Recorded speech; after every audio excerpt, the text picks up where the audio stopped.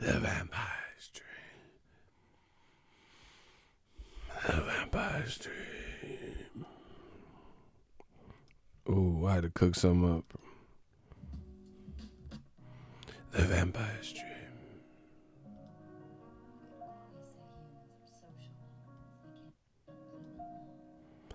The Vampire's Dream. I pop up like Tyson Fury in that 12th round.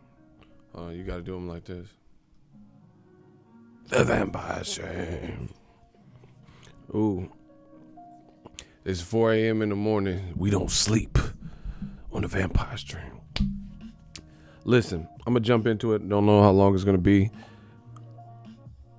Depends on how much work we can get, how much of a crowd we can draw for the Vampire's Dream. Listen, I'm gonna jump right into it.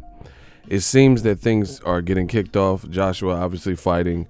Wilder fought. This was the setup last June. Wilder fought May 18th. Joshua fought June 1st, a couple weeks apart. Now, I'm seeing a lot of BS in the comment section. I told you, we gonna give it to old media how they want it, how you want it. I was trying, we keep bodying old media, putting them in the casket, digging them back up, throwing them back, putting dirt on them, re-dig, and it's a cycle. We trying to give it to you how you want it. Old media, they should really quit, because at the end of the day, they've been so wrong. Their credibility has been ultimately affected. And the more they try to resist the facts and what's obvious and lie and everything else that comes with it, the worse it's going to get. We in the zone now. We on the Vampire's Dream. We having fun. Listen, I'm going to tell you how this old media, new media stuff work. You notice recently on my streams, we've been having some of the best streams that we've had all year. We've been having fun, jokes, people laughing, putting the likes up. Likes are going up. Me as a channel, as a, business owner, we traveling, having fun. I've been enjoying like my last fight. I covered the Wilder fight. I had fun. Shakur Stevenson fighting Reno. I've had fun. Man, we in our zone. I'm like Jordan. I'm in that 2-3 zone right now. But guess what? Old media is not. They're scared. They're trembling. Some of them just gave up. Some of them switched sides. Some of them all of a sudden trying to talk with a little bit of sense. Some of them are being more selective on when they talk and what they say. And then, there's a smaller percentile of people, with little the scragglers and stuff, who are just stubbornly clinging to it. So we gonna body all of them. We gonna talk about this stuff over and over and over again. And we gonna see who outlasts who and who got the will and the drive to get it right. Talk this boxing talk. Be efficient. Who has a higher accuracy rating when it's all done. Let's get it. But notice that we having fun. They making excuses and lies, talking about Wilder this and Wilder worked at McDonald's. I mean, who cares?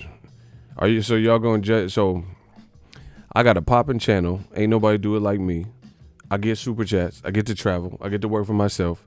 I actually do commentary. People come to hear what I have to say, not just weigh-ins and stuff like that. They come for me. They come for the environment. They come to see y'all. And, we got a lot of great people leaving. Where Icy at? Leaving comments. They come for the atmosphere. We just got it made. We got it different, And whole media, bro, I'm telling you, they can't do what we do. So let's get it. Let's go after the couple of scragglers who still feel that Joshua and Wilder, there's an asterisk on who did what. We've already went over this. I'm just rehashing old wounds just to make it worse for them. Joshua ducked Deontay Wilder. That's it. He wasn't ready. That's it. His team wasn't ready. That's it. His team tried to stall. That's it. You guys can say whatever you want, but men lie, women lie, numbers don't. And actions speak for themselves. If you about it, you don't have to talk about it only. You trying to get that action, which is what Wilder was trying to do. He wasn't just trying to talk. He was trying to put that action into place. You know, he was trying to get some static. He was trying to, you know, create kinetic energy. Like, for example, Joshua was fighting against hold on, a car's going by. It's raining out there, so it's like I don't know how much is picking up. I got a quality mic, but I don't know how much is picking up. But anyway, because I got my window open, getting that little breeze in. Joshua was fighting Joseph Parker in the unification. Wilder was supposed to be there. You guys remember? Wilder said, I'm going to come and I'm going to get in the ring. If Joshua, if he beats him, not if he loses or, you know, he said, if he beats him, I'm going to get in the ring and, you know, I'm going to put my flag in the ground and claim my stake. And I'm going to tell him in front of his face that I want to fight and let's make it happen. If Joshua really, just that alone, if Joshua really wanted the fight, then why would he be opposed to that?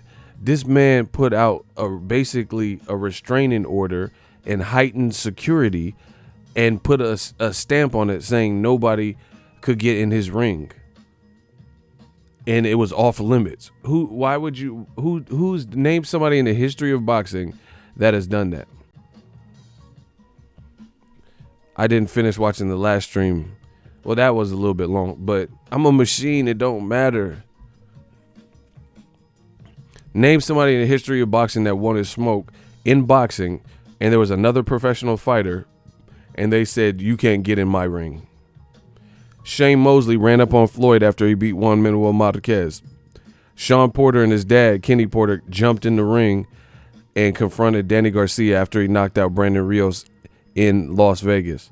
You have Deontay Wilder knocked out Artur Spilka. Tyson Fury hopped in the ring, started snatching mics from Jim Gray's like, I'll fight you anytime, any place, anywhere. I'll fight you in your backyard like I done Klitschko. This is what Tyson Fury did. So I just gave you several examples.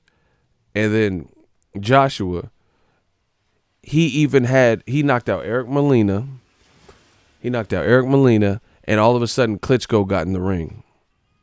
Right after it. Just like Canelo, when he beat Amir Khan, Triple G got in the ring. When Canelo beat up on Chavez Jr., Fantastico, they had Triple G walk out and he got in the ring. But only Joshua, when it came to Deontay Wilder, right? When it came to Wilder, he wouldn't let him in the ring. So why did Klitschko get in the ring then? After Joshua knocked out Eric Molina, it was his night. It was the O2 Arena. It was his event. Why did he allow Klitschko to get in his ring? Because it was planned, it was rehearsed, and we know Klitschko is more so a gentleman.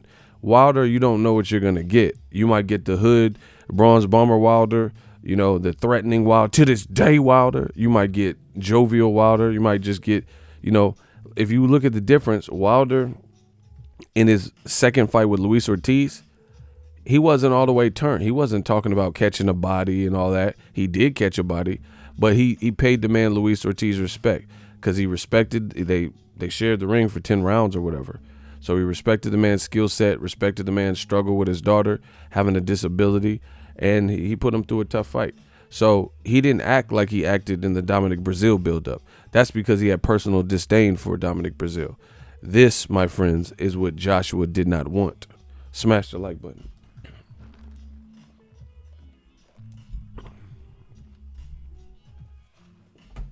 Wilder should not go to the fight. Fuck that. Simple reason. Joshua ain't never went to his fights. So when Joshua was shining, he never went to Wilder's fight. Even Wilder versus Fury. So that's one of your... See, the UK, I'm just going to say it. There's a lot of people from the UK and their behavior, not fans more so. I'm saying more so personalities. Their behavior to me seems fake, right? It seems fake. Here's why. All this camaraderie, like Dillian Whyte, he's going more at the American Wilder and badmouthing him more than the person you actually have personal domestic beef with, like Anthony Joshua. He just said, Dillian Whyte literally just said he hopes Joshua beats Ruiz. So it sounds like even though you guys are supposed to be sworn enemies, you have a soft spot for him. But with Wilder, you saying, oh, he's a basketball player, he sucks, and I don't have nothing ever good to say about him, and he worked at McDonald's, right? So if there's all this camaraderie, like you see with biased UK commentary and stuff, then why didn't Joshua go, if anything, to support Tyson Fury? Support his countrymen. Now all of a sudden you don't want to go. You don't want to go support your countrymen. But anytime you ask like commentary, you see UK personalities like almost always sound unrealistic and go for the UK fighter, even if it doesn't even sound, you know. I remember Johnny Nelson said Amir Khan can beat Canelo. Stop it. The lot of the whole world knew what was going to happen, Canelo versus Khan. You just wishful thinking, period. So anyway, AJ could have, why would Wilder go to his event when he's shining? Why would he take a 15-hour flight to some random place that benefits Eddie Hearn and Joshua for his event? And, you know, Anthony Joshua, when he was undefeated and shining, he refused to take that flight. And the worst part about it is Joshua had an Under Armour gig that same week in Oregon. You mean to tell me you couldn't go to L.A., the Staples Center? You know, you were probably already in, he was probably in the States, but he hid. He hid out. He hid and didn't go to the Wilder Fury fight in December because he didn't want to go show up and support his countrymen, because he didn't want to, bro, he didn't want to lend his credence and star power to somebody else's event. See, bro, it's old media is like, new media is just ravishing the competition. You notice what I'm saying? Like, new media, whether they say new media ain't this and that, but you notice it's making people act different. Notice Canelo is all of a sudden, you know, when new media, when the walls are closing in, like I've been telling you, and the pressure's on, and his last fight looked FAF, and there's growing, amounting pressure for Canelo to fight somebody real, like in his age group. Now all of a sudden Canelo's posting pictures routinely on social media. He's showing people. That's by design, because Canelo, I followed him. See, one thing since a kid, I've always been very good with riddles and puzzles. I told you guys this before. I've always been super good with, you know, patterns, riddles. They used to have this magazine called Highlights, and it would have two similar looking pictures, and there would be subtle differences, like the dog's missing a tail, there's a cup on the table, and then on the second picture, the picture B, there's no cup. Little stuff like that. On the boy had freckles, and then on the second picture, he didn't have freckles, vice versa, right? I've always been good with these things, and I see it. Like I said, Canelo, pressure on him. Now all of a sudden he's more sociable on social media. Now all of a sudden he's going on ESPN Deportes to argue with the dude who's been criticizing him, David Fetelson. He been criticizing Canelo. Now all of a sudden, because the heat is on, I'm telling you, new media. Now all of a sudden Canelo's posting on his social media story, showing people what he's doing, and not just disappearing in between fights because his star power is dwindling. Similarly, when you look at this like Joshua saga, you know, now they want to act different from the first fight because they were doing they thought this was a movie or something. And I told you, I was like, man, I literally have a video that is up on the internet, and it says, I hope Joshua is not underestimating Andy Ruiz. Weeks, like a month before the fight.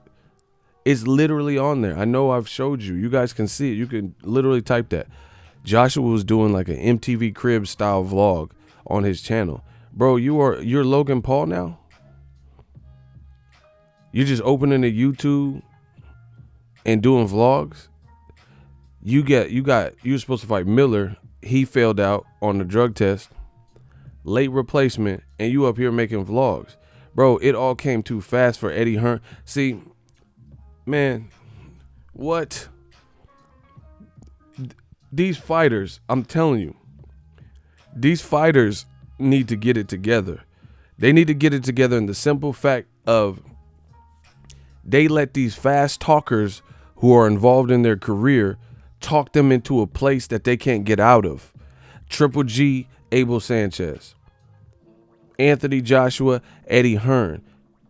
You cannot let somebody fall in love with that camera and fast talk you into a corner, paint you into a corner, and then now you have to, bro, is it like, just picture, let's say I'm with a girlfriend or whatever, right?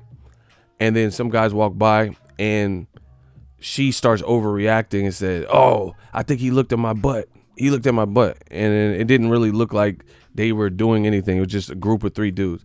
And then they said, "What?" And then she creates a scene like, "You need to apologize to me." And they're like, "Man," they do like Ice Cube and Boys in the Hood. "Shut up, bitch." Oh shit, now he just called my girl a bitch. So it's 3 of them, one of me and her, and she created a scene. And she's like, "Oh yeah, what you bitch? Who you call?" She turned to Queen Latifah and shit. UNITY, I ain't a bitch, you're a hoe. Huh. And now she done got you crossed up in a situation that really didn't even need to go left like that. Who you calling a bitch? My boyfriend gonna fuck y'all up. And it's like 3 of them, and they all wearing steel toes and shit, and Timbs and shit. Like, they finna, bitch, you finna get me stomped out now. Not that I can't squat, bro. It's 3 of them. And what you gonna fight for? You gonna pull their hair? Like, bitch, we all getting slept, bro. Because you overreacted for no reason. If it's like some real stuff, then, it got to go down how it go down. But that's what I'm saying. These fighters have people like the overreacting girlfriend, and they put the fighter in the position that they can't live up to. Eddie Hearn, Anthony Joshua, Abel Sanchez. Bro, Abel Sanchez had people who liked Triple G that wasn't fucking with Triple G just because of the stuff he was saying, because he wouldn't stop talking, right? Anthony Joshua, he probably a cool dude. He probably ain't like, all the way bad, but look at who you got representing you, Same thing with DAZN. They might be a bunch of cool people just chilling, but you got Eddie Hearn going ballistic and, people under your umbrella saying all this stuff. And then that's a reflection of you, what you trying to do. So that's what I'm saying. Like, people got to get it together. They got to kind of pull back the reins. Like, you see somebody who's, anybody watch The Irishman yet? Good flick. Anybody watch The Irishman? Smash the like button as well.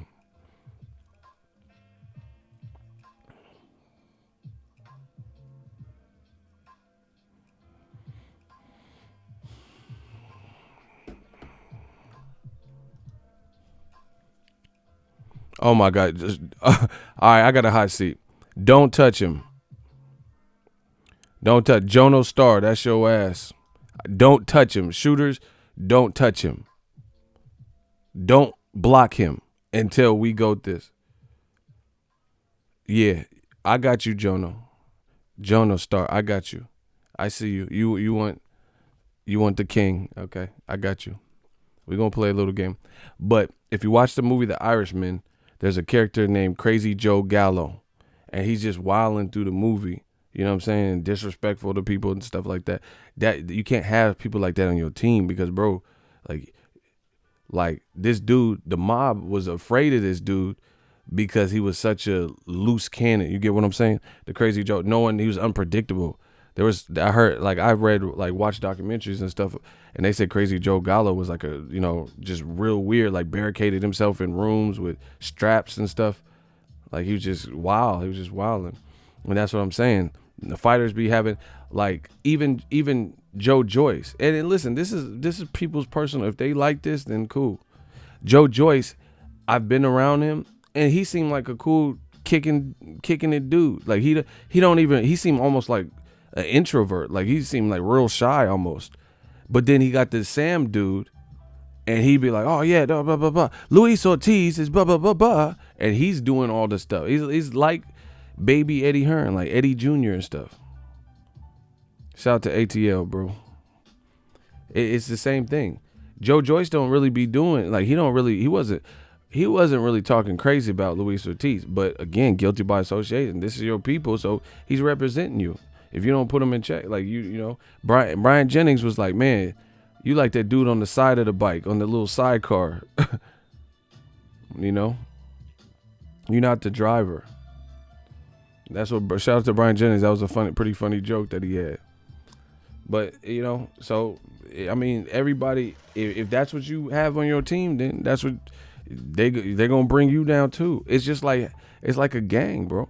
If you're in a gang and one person in the gang is tripping and bringing the feds to it, then the whole gang gonna go down eventually because he getting followed and trailed by the feds and they finding out where you hiding and stashing the money and burning the car, bro.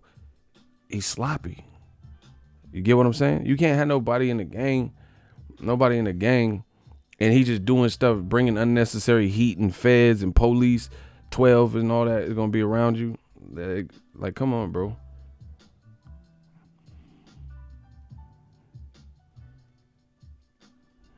All right, Jono Star. Let's get it. Wilder been ducking Dillian Whyte for 2 years. Do you think Dillian Whyte will beat Wilder? Let's start there.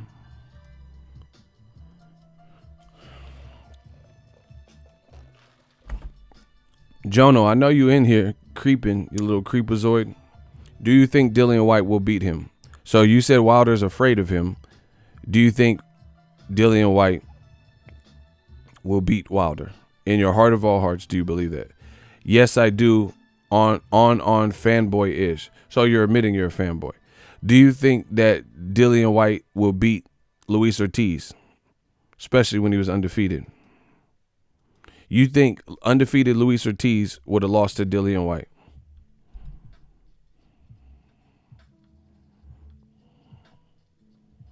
Body shots and aggression. That's not what I asked. Do you think that undefeated Luis Ortiz would have lost to already once beaten, because he been holding that Joshua L for a minute. So do you think undefeated Luis Ortiz, because they could have fought when Luis Ortiz was undefeated, do you think undefeated Luis Ortiz, or even now, but I'm going to state just for the sake of focusing in, Ortiz is 50 years old, he has no chance. Okay, yeah, you definitely Pennywise. Bro, you just saying stupid shit. How does Dillian Whyte beat Luis Ortiz and Deontay Wilder? This is gonna be fun. We've seen how many times? Okay, how many times have you seen Dillian Whyte hurt? Let's start there. How many times have you seen Dillian Whyte hurt? What fights? Name the person he fought where he got hurt. Body shots and aggression. See, I know you don't know nothing about boxing because you just keep putting the same thing. Body shots and aggression, bro. That's like there's no clinical breakdown. It's just body shots and aggression. So this is not going to last too much longer. Bro, you're looking shaky. How many times have you seen Dillian Whyte get hurt? Who is he fighting?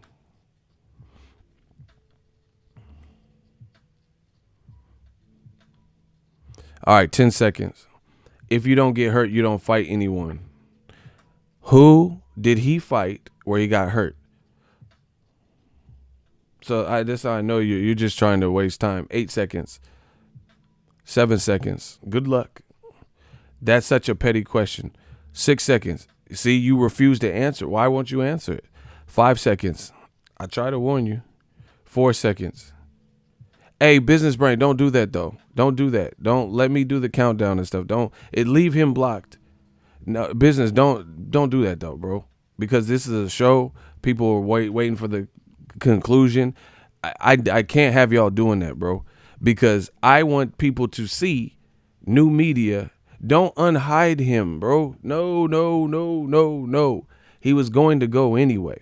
But what I'm saying is y'all got to stop jumping the gun and prematurely doing it. We know he doesn't know what he's talking about. But I'm showing by example new media versus old media.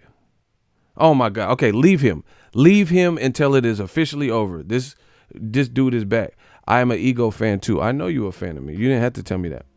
What fights was Dillian Whyte hurt in? Like, name the opponents that hurt him. But stop blocking people before the game is over because we know he's going to get blocked anyway. That's not what this is about. Okay, yeah. He said Joshua was the only person to hurt him. So Joseph Parker didn't almost have him out in the 12th round? I'm telling you the specific round and the specific opponent. Joseph Parker did not have him badly hurt on all fours on all four. See, this why do you all even do this? Why do y'all even do this to you? You said AJ was the only person, right? And I'm spending way more time because this is funny, and I got time, cut. That's the only reason I'm spending time with you, because it's funny to me how ridiculous you look. But we already know you been beat. If this was chess, we would have been yelling checkmate 3 years ago, because we been beat these. Yeah, that's the only reason I'm even letting you live, because it's funny to me. And it proves my point. If I didn't have no, so Derek Chisora, Robert Helenius, Joseph Parker, and Oscar Rivas all hurt Dillian Whyte, in addition to Joshua, just in case you were wondering. And see, look. See, this is what I'm saying. Matchroom, bro, they be removing fights and stuff. I know I seen this fight. I seen this fight on the internet. Now all of a sudden I can't find it on YouTube. See, this has happened in boxing before. Dillian Whyte versus Joseph Parker was available on YouTube, and then now all of a sudden it ain't on YouTube. See, they be pulling fights, bro. Bro, I'm gonna find it. Nah, it's over. Yeah, I'm gonna find it. Somewhere online got it. I'll go to Bang Bros to find it. Bangbros.com. Somebody got this. Yeah, it's over. Now it's a wrap for you. See, that's what I'm saying. It don't matter if YouTube pulled it.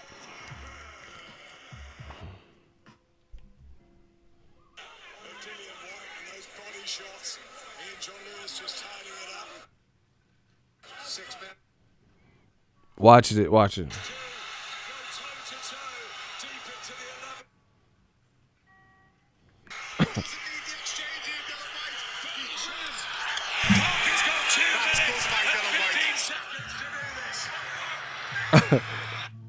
This is too easy, y'all. You hear him? He said he's hurt. He's hurt.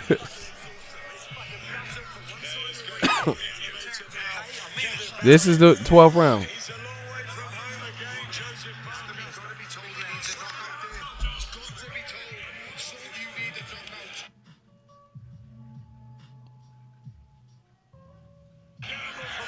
Listen. At the moment, it's massive advantage, Dillian Whyte. Surely just got to see out this final Listen. stanza. Parker, can he land something? Dillian's still packing a heavy counter punch there. All the weight was in that left hook on the comeback. Well, Parker needs to leave every ounce of energy in that ring so he can go Oh. home. Whyte is his trouble. He's going to go down here, guys. He's got to be wise to hold. He doesn't need the exchange here, Dillian Whyte. He's winners. Parker's got 2 minutes and 15 seconds to do this. As Whyte Oh. holds on. He's bandy-legged at him. But look at the grit and resilience in Dillian Whyte. He's not thrown back. He's Joseph not Parker pushing should him not back. be holding on here. He should be going for the finish. And here comes Whyte. And has Parker punched himself out? Because the Brixton man comes again. Hey, you see how the UK be doing? They said, oh, Joseph Parker, surely he needs a knockout to win. And then when it looked like Joseph Parker, this is how biased the commentary be. And then when it looked like Joseph Parker had him, well, it didn't look like he had him hurt. They're like, oh, look at the grit. Look at how you switch from look at the grit. How you switch to look at the grit. You just said Joseph Parker needed a knockout to win. It looked like he was about to knock him out. And then you talking about, oh, he's throwing punches, but he's a fighter. Fascinating about heavyweight boxing. Backwards and forwards here in this He's out last on his round. feet again. He's Bro, he just said he's out on his feet again. on his feet again, Dillian Whyte, but he's showing. Oh. Big shot. Oh. The time running out for the New Zealander.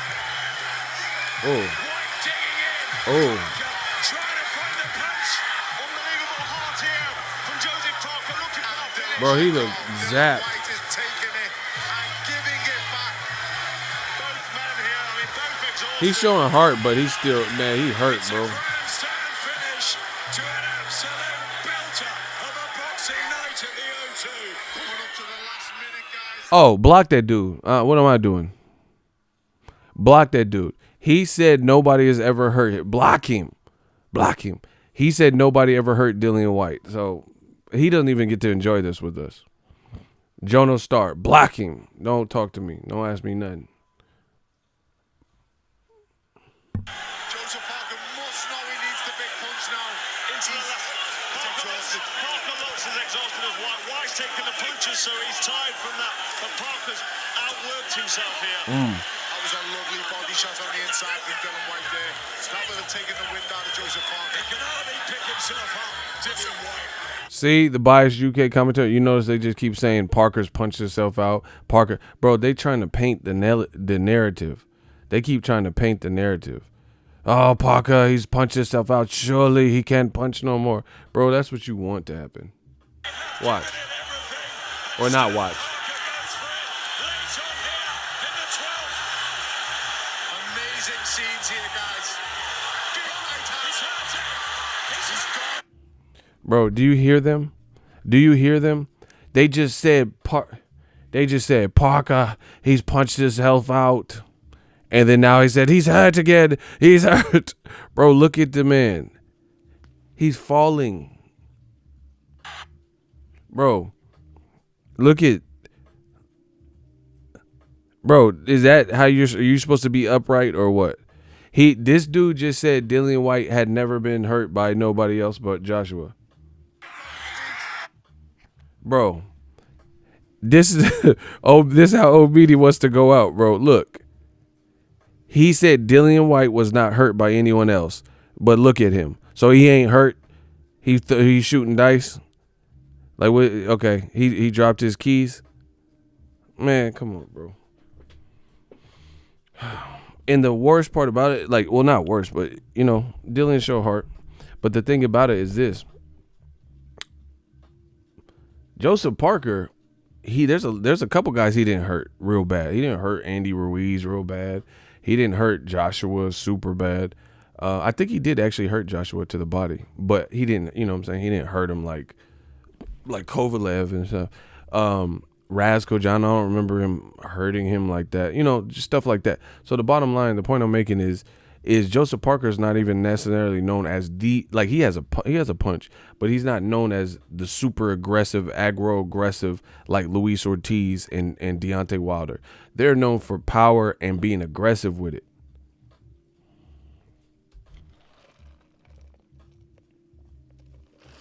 I told you, listen, if you haven't seen yet, it's the new media era, digital mob. The more old media tries to fight it, the worse they look.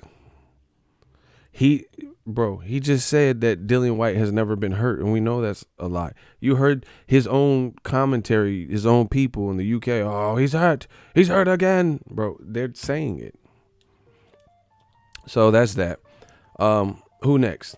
So anyway, Wilder was ducked by Joshua ducked Wilder. Period. Let's get back to that. They know it, you know it, and I know it. He ducked him. Bro, listen to the man. Eddie Hearn just said he buys and takes care of media and buys them food and buys them wine and pays for their hotel. Why do you even have to do that? So you can paint a false narrative. So all the time, remember, see, I told you now, Eddie Hearn should have just, even if he was doing these things, smash the like button. Even if he was doing these things, see, this is what happens when you're narcissistic, when you act like a spoiled kid. I'm not even mad. I don't care. It already came out. I don't even care that he did it as much. That's his, bro. To me, I look at it like this. If you're paying for people's rooms and hotels and stuff like that, it is what it is. It's not right, but the thing is this, you're just wasting your own money because it's still, okay, you paying for ESPN's rooms, right? And the event still ain't popping. So you just, I'm not tripping because you just wasted your money. You get what I'm saying? So if you have to buy a block of rooms for people and you still ain't popping in America, so, you're still not driving no crazy DAZN subs to Baghdad Dinu versus Carlos Takam and these weird fight Chaz Tables. So whatever so if you flew people out and people got flued out for Usyk versus Chaz Tablespoon, then you really just waste your money because it still didn't make no huge splash like this was one of the best or biggest fights in America or in boxing or this year. So that's that. But Eddie Hearn is so pompous and arrogant about it that he's telling people, and it's making a whole lot of people look bad, right? Including himself. So when Joshua was clearly ducking Wilder, now it's no wonder that there were articles being written from a different perspective, even though we had all the information at one point that we needed to know who was ducking who. And certain people were acting like, oh, no, this is Wilder's team. You just said you don't care about media and journalistic integrity. So you foiled your own plan.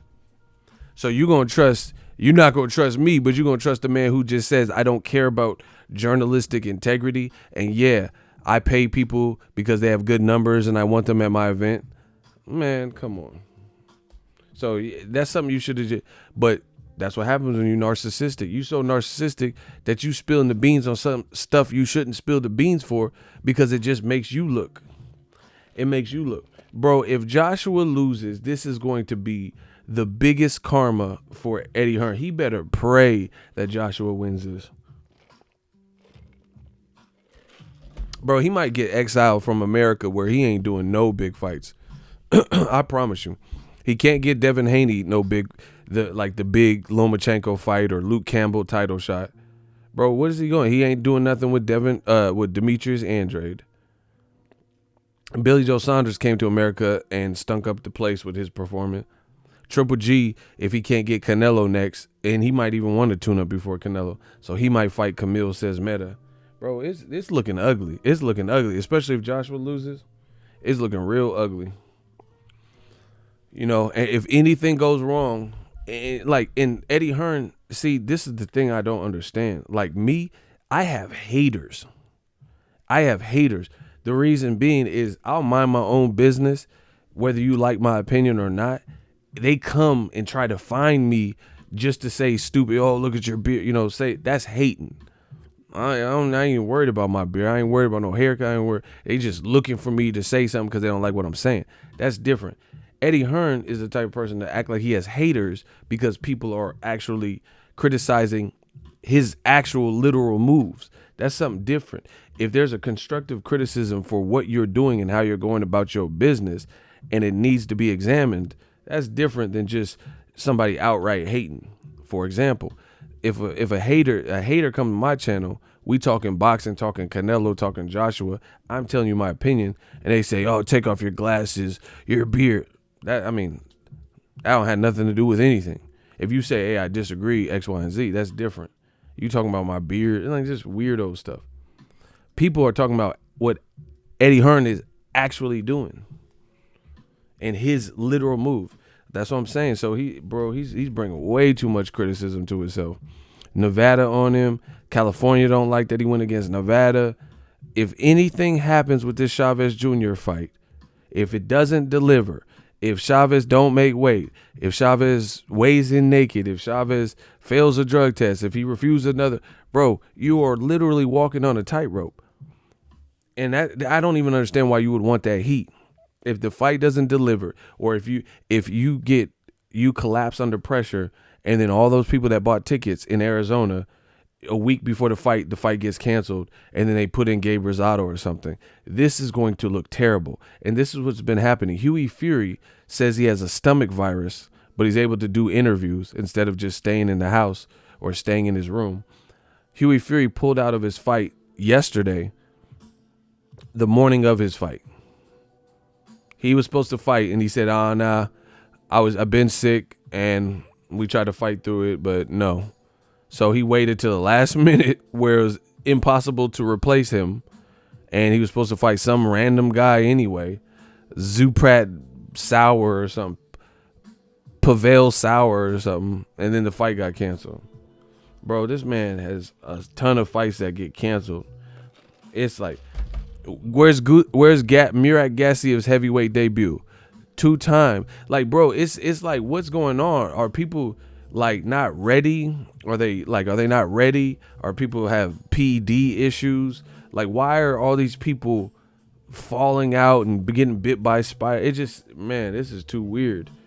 I ain't never seen no one promoter in 1 year have so many fall throughs and fallouts on their cards. Never. HBO, Showtime, PBC, Top Rank. I ain't never seen anyone have the amount of pullouts as DAZN in general, but majority of them are Eddie Hearn events. And then to make that more messed up, have you guys noticed this? How does Eddie Hearn, okay, on top of all the pullouts, like fights that drug test fails, opponent got sick, opponent got injured, late pullout, put that to the side in your mind for a second. In addition, he's giving late last minute notice to even announce these fights. This man might be really in over his head.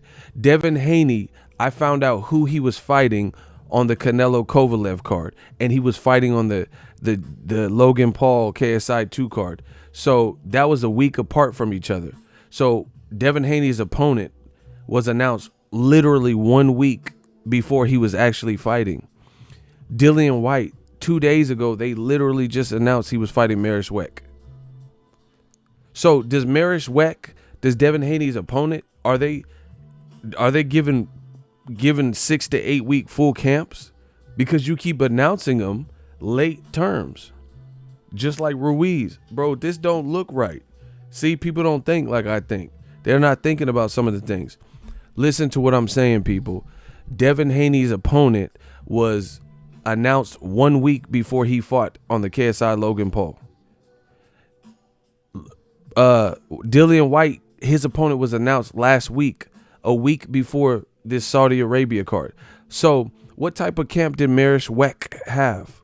What type of camp did the blonde hair dude Devin Haney fought when he keeps announcing the? Because if you had this planned out, then why is it being announced so late? It's like you just stringing it together. That's not boxing. So Marish Weck, so Dillian Whyte could have been training because you might have told him, hey, I want to put you on this Saudi card. But if you didn't have his opponent, his B-side opponent is Marish Weck training. You get what I'm saying? So so I want a reporter in Saudi Arabia to ask Marish Weck how long he's been training. Because if he's been training for, just listen to what I'm saying. If he's been training for 6 to 8 weeks, and then you ask Dillian Whyte how long he's been training, and he says 6 to 8 weeks, then why is it taking you so long to announce the fight? If they're both training for a signed, finalized fight, 6, 8, 10 weeks, which is the proper training camp, then why isn't it being announced 6, 8, 10 weeks before the fight? Bro, they not messing with me. You know this. Bro, I put stuff in perspective you cannot deny. So it leads me to believe that these fights are being strung together, or at least on the opponent's side, last minute, which is unfair to the opponent.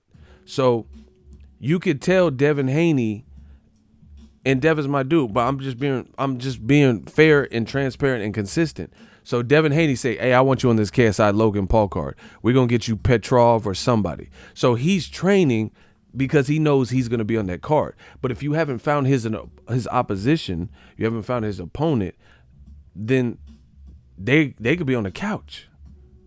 They just chilling. And they get the call, oh, fight Devin Haney? Yeah, okay. So they're not having full camps. I'm not stupid. This is what Canelo's did to Kovalev, bro.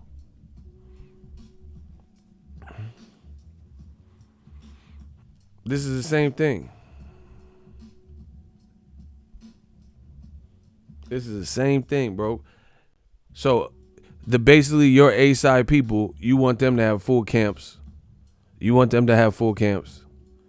And nobody else get a full camp. Marishwek probably didn't get a full camp. Again, answer the question. If Marishwek, ask him if he had an 8 to 10 week camp. 6, 8, 10, no, like 8 to 10. That's probably the average. 8 to 10, 12 is a little bit longer. But ask him if he had an 8 to 10 week camp and he knew he was fighting Dillian Whyte. And then, okay, if he says, yeah, I had a full 8 to 10 week camp, then why didn't you announce the fight 8 to 10 weeks ago? If he knew he was fighting Dillian Whyte and you had already finalized it and all the formalities and Dillian Whyte knew, then why didn't you announce it sooner? Because it wasn't an 8 to 10 week camp. Bro, Eddie is out here slaughtering boxing, American boxing. You're not doing no service.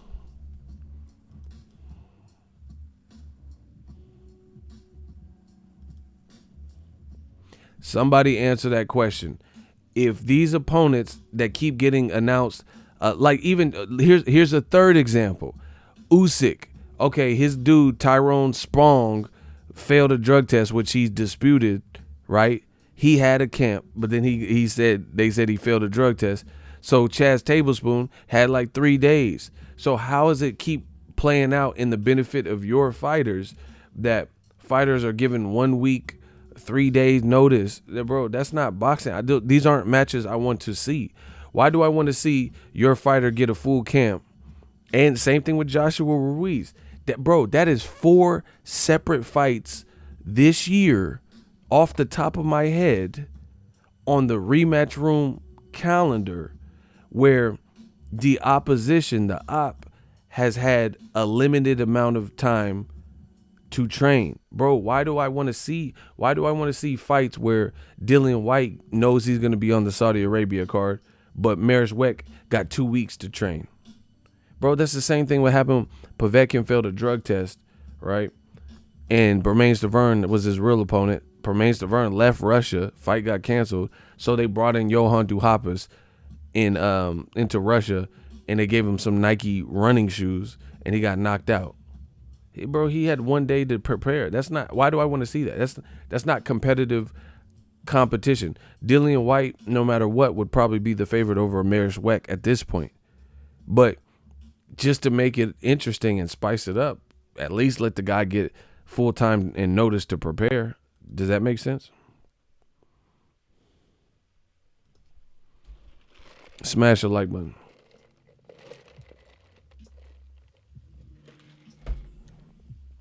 Bro, it's not fair. Then on top of that, bro, look at all of rematch room. Katie Taylor ducked the rematch. Golovkin ducking the Derevchenko rematch. Charlie Edwards ducking the Martinez rematch. Bro, so that's three ducks. Joshua ducked Wilder. That's 4 ducks.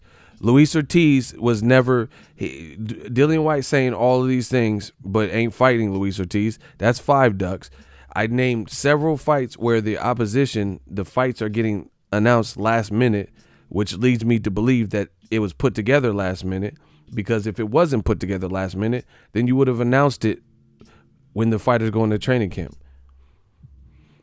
So if it was put together 10, 12 weeks ago, you would announce it 10, 12 weeks ago. So that's several fights I named there. Then all this weird stuff with why'd you pick Luis Pabon as the Ruiz ref? Out of all people, he hasn't done no recent heavyweight fights, and he hasn't really. His last big fight was Kovalev versus Yard. It's just kind of weird. He said, "Can we add Billy Joe ducking Andre?" Oh yeah, he ducked him twice, so that's like 6, 7. Bro, come on, man. And then look at the drug test angle. Eddie Hearn, how many cards does he have where there's just various drug testing clouds hanging over the people? Chavez Jr., on that Chavez Jr. Danny Jacobs card, Julio Cesar Martinez, who had failed for clenbuterol. Dillian Whyte UCAD B sample hasn't been cleared up. I believe he's still banned in the UK. They haven't updated us. Eric Molina's on the Saudi Arabia card. He's banned in the UK for 4 years, so he can't fight in the UK. Marishwek, Dillian Whyte's opponent, failed a drug test. Alexander Povetkin fighting Michael Hunter failed a drug test. AJ being accused of TRT and testosterone by then Matchroom fighters Gerald Miller and Dillian Whyte. bro, Eddie gotta chill. See, and it seemed that's what I'm saying. The spoiled kid mentality seems like you would probably, with all this different stuff, it seems like you would probably lay low. But he's not. Like I said, this is like some Trump level stuff. At the time where it seems he wants to rival and try to fight back, this is new media. You can't fight back. Everything I said was 100% fact. There's nothing to fight back. You get what I'm saying? It seems like you would probably lay low and just do your dirt and do whatever.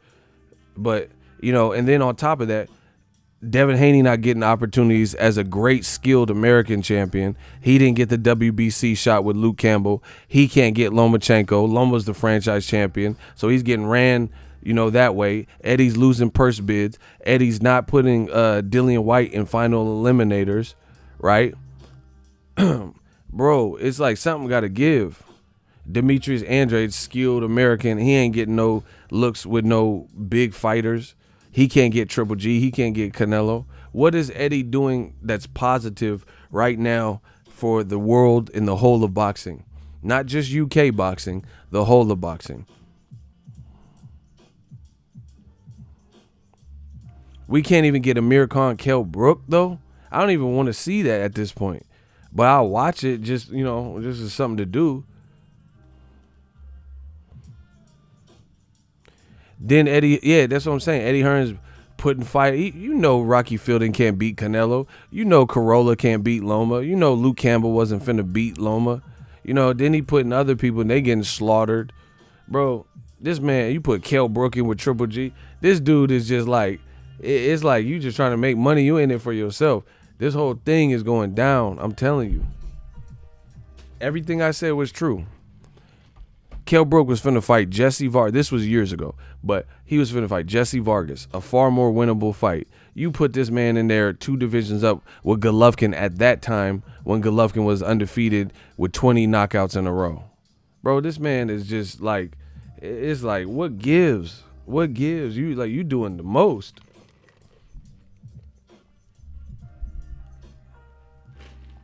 Like, you really doing the most.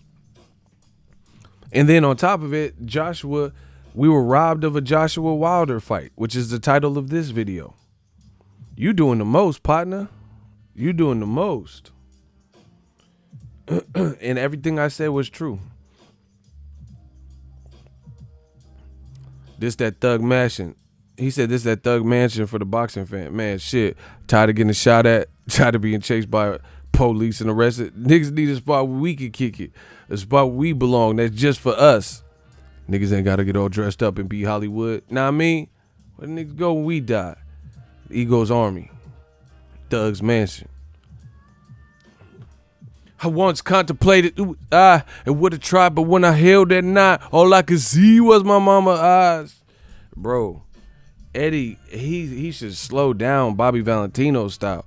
It's looking real bad. And then if tired of being shot, tired of being chased by the police and arrested, bro, if Joshua loses, it's really going to be bad. That's why I don't even understand why he's even putting himself in this position. For real. We got that Thug Mansion where niggas get it free.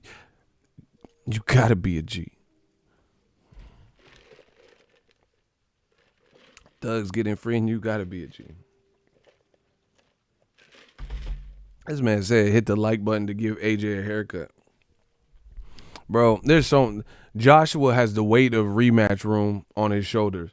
He got to do it for the whole UK. He got to do it for the whole roster. He got to do it for redemption.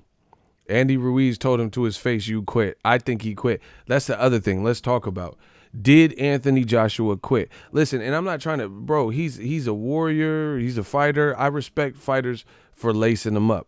In my opinion, I think if we're looking at like boxing match, what you're signed up to do and what happened, I think Joshua quit. It's not like I'm trying to bash fighters. These guys are tough. They put themselves through the ringer, but I still think he quit. Did Joshua quit versus Andy Ruiz? That is the question. I think he quit.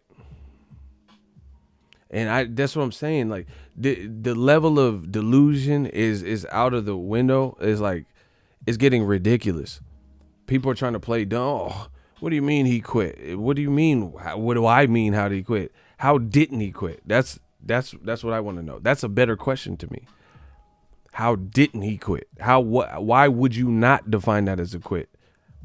That to me is a far better question than did he quit? Because he did quit. Just like another British fighter, Amir Khan quit versus Terrence Crawford. Amir Khan, when he fought Danny Garcia, he didn't quit because Kenny Bayless stopped it, and he wasn't looking for a way out. Versus Terrence Crawford, he knew the end was near and it was looking inevitable. He had already got dropped hard in the first round, and he didn't want no more. So Amir Khan quit too. How are these not? I don't even care about the Amir Khan. I mean, that's just whatever. I'll try to forget about that fight, bro. He didn't even try to take the 5 minutes for the nut shot. It was a little bit low, but he said his nuts, bro. That was like the belt line. So your nuts is at your waistband? Like, come on. Anyway, back to Joshua. How didn't he not quit? Some people saying it's stupid. So he had a concussion. Okay, but concussed AJ or whoever you think you are right now, quit. You act like he's a whole different person because he has a concussion. Like bro, his mind might have been all over the place, but whatever realm that Andy Ruiz temple shot put him in, he quit. It doesn't make him a whole separate being because he was concussed. Because Tim Bradley had a concussion. Joshua's not the first person to get a concussion from getting a blow to the head. Tim Bradley had a concussion versus Ruslan Provodnikov. He said he couldn't talk right for 3 weeks. Bro, he quit. He had a concussion. So he's a different person. So that's like drunk ego versus regular ego. So if I start me tooing a bunch of chicks, some Bill Cosby shit because I'm drunk, so that was drunk ego. That's ego Cosby. You think the cops is finna arrest me or drunk me, bro? We all going to jail. If I'm on some ego Cosby stuff, you're still the same person. Y'all act like Joshua became the Charlo twins and became a whole separate clone himself and became a twin. No, it's still Joshua. Whoever you think you are right now, that person quit. It's still him. That's what I'm saying. Y'all be playing dumb. I mean, Joshua didn't do it. He had a concussion. So you mean to tell me he's asexual and he reproduced and he became a whole nother organism? Like, what are we talking about? I mean, I'm just saying that it was a concussion. Okay. Are you in charge of the girls? Bro, it's still him. If Joshua got arrested, it would be concussed Joshua, sober Joshua, horny Joshua. Bro, they would be the same fingerprints. It'd be the same shoe size. It'd be the same person, the same height. You guys act like he's a different existence because he had a concussion. Stop. You guys are desperate. Shout out to Mexico 60. Thanks for the boxing stream, kinfolk. You already know. Sean Jones, you know what it is. Shout out to Mexico. He said Winnie the Pooh made AJ quit. Man, that's what I'm saying. Like, people overcomplicate stuff. See, people might not like me. Oh, you're too brash or whatever. I'm telling you what I feel. There's no reason for me as a grown man to beat around the bush and say, like, oh, yeah, I mean, he didn't really quit the concussion. Bro, I think he quit. If you disagree, please tell me how he did not quit. That's it. Y'all want me. See, that's what's happening. When this society, you're so used to people not keeping it real with you that when someone does and it's right there in front of your face, you look at that like that's the counterfeit. You looking at real currency. You looking at real currency like it's fake, like that, like the real currency is counterfeit. And then somebody got a dollar bill with Martin Luther King on it, knowing there ain't no dollar bill with Martin Luther King on it, and you looking at that, okay, and you put that in the register. Man, come on. Winter solstice. He says, I disagree. Okay, so how did Joshua not quit? 10 seconds. Don't waste my time. How did Joshua not quit? Winter solstice. This should be good. 10 seconds. I think he wanted out That's quitting. I totally agree with that, but he said yes. Bro, that is by far one of the most ignorant things I've ever heard. You said he didn't quit, but then you said he wanted out. That doesn't even make sense, bro. Bro, you just said he didn't quit, but he wanted the way out. Y'all looking crazy. Bravery is facing your fears. Bro, you can't, no. Bro, are you AJ? You sound like AJ. Like, you doing too much, bro. Bravery is facing, you sound, are you AJ? Like, for real, are you Anthony Johnson? Are you a family member? Like, bro, you doing too much. Saying yes means he didn't quit. Whatever, bro. Blocking.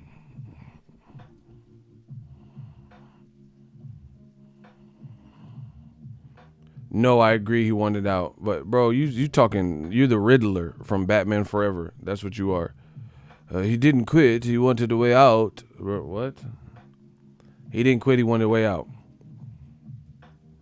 That's like me saying, I don't want to get off. Like, say I'm at work, right? I'm at work right now and I'm scheduled to close. And I'm like, I don't want to leave work.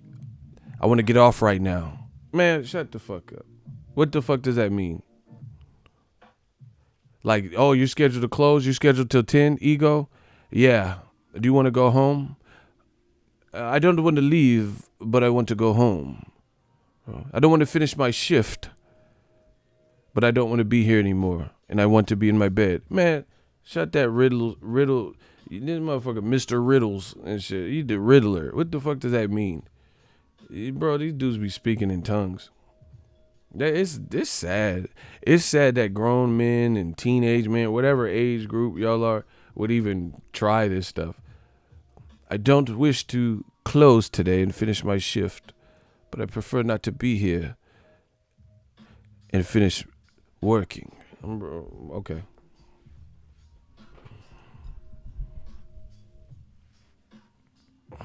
He said yes. He faced his fears. He said yeah. Bro, these dudes, y'all need to be lawyers and Jacobian Myers and shit, bro. You all need to be lawyers or an attorney or something. The way you guys be defending Canelo and Josh or whoever fighter you happen to like for the moment. He faced his fears. I did my best. I tried my best. Wow. Okay. So the referee's like talking to him directly, and he's having delayed responses, and the guy's like, "Oh yes, I mean yeah, bro. You can't. How you gonna just say yes after you haven't been clearly? That is not how that works." So the referee's like, "Do you wish to continue?" And he's like, "LeBlanc, like not cohesive, not coherent, not giving assertive answers." He like this. "Do you wish to continue?" And the ref's like, "All right." Oh, I say yes. Like, no, you gonna just scream yes real quick. No, you can't do that. Bro, the referee didn't just walk up and say it like that. Joshua was non-responsive. And see, bro, oh my gosh. I'm glad that they tried this stuff. Let me show you what I know. Watch the first knockdowns in round 3. He did the same thing. Bro, it's a mental thing. Listen, I don't think Joshua beats Ruiz, but at this point, it doesn't matter. He is not who you think he is. That's it. He is not going to fight Wilder. I don't ever see him fighting Wilder or beating Wilder, period. So no matter what you talking about, even if somehow he beats Ruiz, bro, he's not going to fight Luis Ortiz. He's not going to fight Deontay Wilder. It's just I don't see these things happening. And I don't think he's going to be who you want. Bro, I don't see Joshua. Who could picture Joshua whether he beats Ruiz or not? I don't even think he beats Ruiz. But if he does, I'll give him credit. Who can picture Joshua going the next 3 to 5 years without taking another loss? Fighting rightful people, not Eddie Hearn specials. And, bro, it's over. There's no way I can picture And you can say, oh, you're hating. All right, whatever. I'm telling you my honest opinion on everything. I don't see him going the next 3 to 5 years without a loss. You know what I'm saying? Like Wilder, he has the potential with what he's doing to go to 50-0. He has a potential to do that. Will he do it? We have to find out. But I could actually envision it's a possibility. He has that type of power. And that's what's, he's durable, he's tough, and he's show hard, and he got that type of power. That's possible. I don't even see it being remotely. Like, so you mean to tell me if, let's say he beats Ruiz, he going to fight Wilder next year? He going to fight Luis Ortiz? He going to fight Daniel DeBall? So even, bro, Andy Ruiz needs to just end this. He just needs to end this because I don't see it. But anyway, back to what I was saying. This is how I know he quit. You guys can sugarcoat it or say I'm hating. I don't care. After the third round, right, he was doing the same thing. When he got knocked down the first time, ref was asking him, and he was like, hey, get over here. What are you doing? Get back here. And was saying stuff like that, and he was not listening. He had already checked out. This is not the final 7th round. This is in the 3rd round. The 3rd round, he was doing that. So the referee, brilliant job by the referee, because you're not going to just keep disrespecting the referee and not listening to him. And see, why didn't Eddie Hearn get the same referee? He didn't do nothing wrong. It wasn't like Jack Reese in the Wilder Fury fight. He did exactly what he was supposed to. Why didn't we get the same referee? Keep it even, Steven. Bro, Eddie Hearn, he be trying to do these little tricks and stuff. And it still might not matter. I'm picking Ruiz. But anyway, Joshua was not responding. He literally got dropped and turned his back on the referee. And then he was looking like this. Bro, I've never seen it. It was actually, it scared me. It scared me because he got dropped the 3rd or 4th time. And you could tell it's like all crumbling and going bad for him. And out of nowhere, he looks at his corner or somebody in the crowd, an old girlfriend or whoever he looked at, and he had this top of the morning to you type of face. And I'm like, what the hell? Bro, he looked at someone in the crowd, made eye contact and said, bro, I've never seen no fighter do that. No, listen, you guys are not understanding what I'm saying. Joshua got knocked down for the 3rd or 4th time.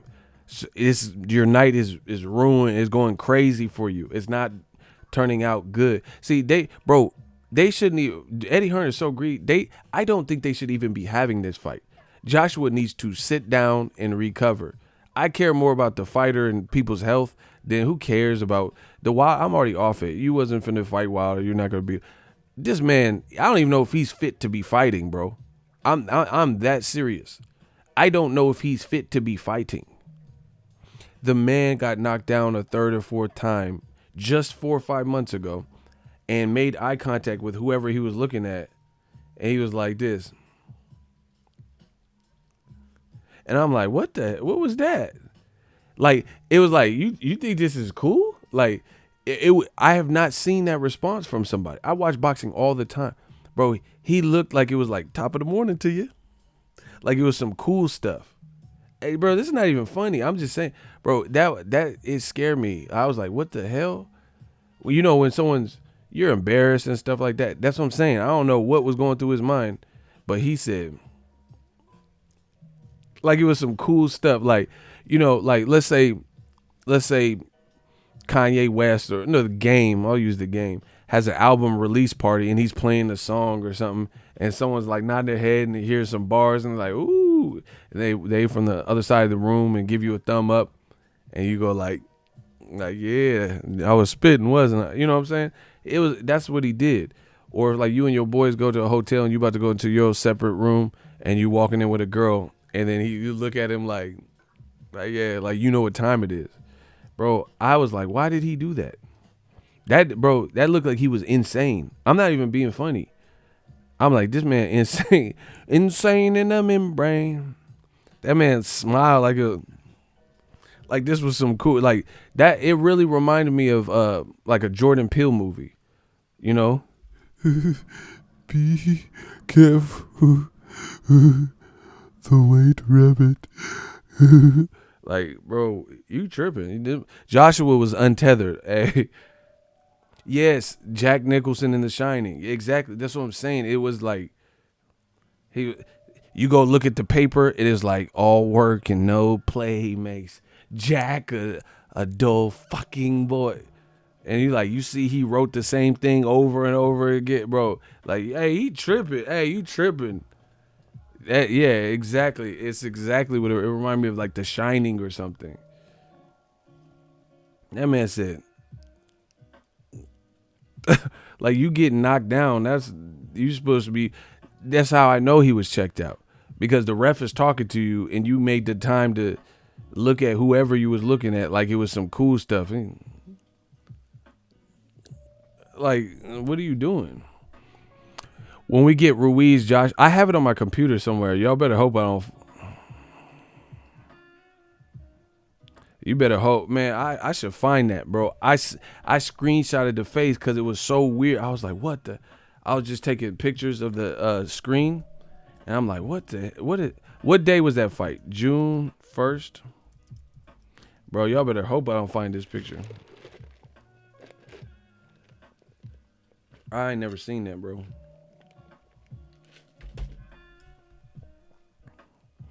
My man really like looked like it was like a favorable thing to do.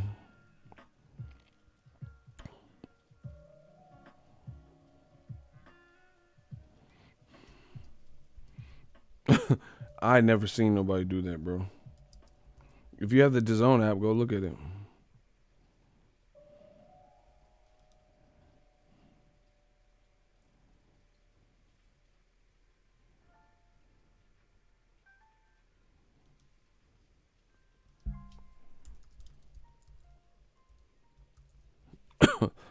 That was super weird.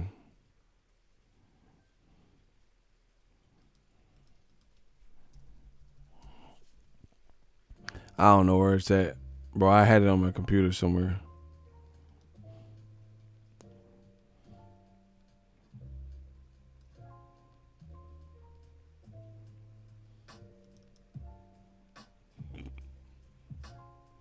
Actually, it might be on the DAZN highlight.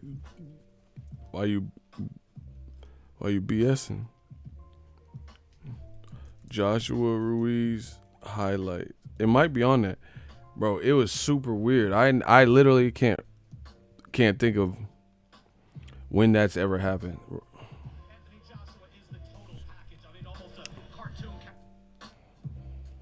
See, the DAZN commentary is horrible.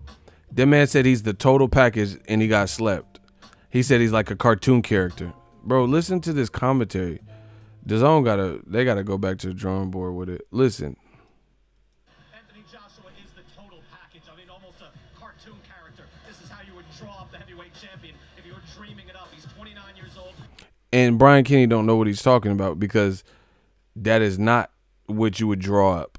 Because Joshua is too muscle bound, which is what people like me and Andre Ward and other people who know what they're talking about had said. Muscles take oxygen. You don't have to be that big. Joshua looks like he's naturally strong. You don't have to look like a Mr. Olympia. That doesn't benefit you in any way. You hear that? Watch this. Oh. I gotta watch this fight again. Bro, Ruiz was throwing some heat. Oh, I gotta watch this again. Bro, oh my gosh. Bro, I can't show you for copyright reason. Ruiz was hurt. He got up, right? Ruiz threw a left hard as fuck and hit Joshua and then ducked. And Joshua swung crazy and then he came up top with the temple shot. Ruiz threw some heat, bro, in that exchange. You know, it's been a while since I watched it because I already knew what it was and all that. Bro, Ruiz threw some heat there. Hold on. I can't play it though. Look, this is before the temple shot. You see that? Bro, look at how flush he. Let me screenshot this, bro. Look at how flush he caught him.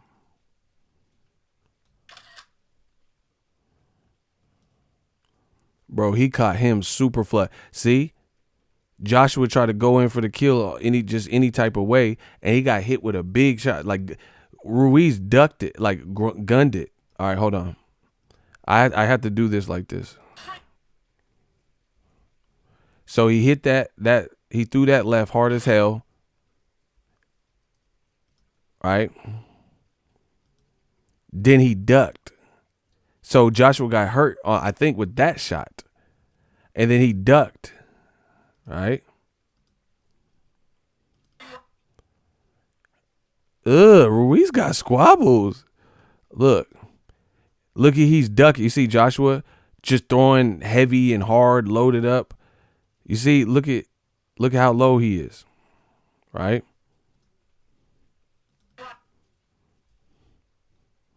Bro, Joshua tripping. I gotta watch this again. Look, Joshua threw hella crazy and missed. Look how low Ruiz is. Look at the fat boy got low with it. Then he comes out. This is beautiful by Ruiz. Wow. You know, I don't think I've ever like slowed it down and like paid attention to it like this. Yeah, so Joshua swung crazy, loaded up and missed. Ruiz ducked it and then came up top with it. Bro, Ruiz can scrap.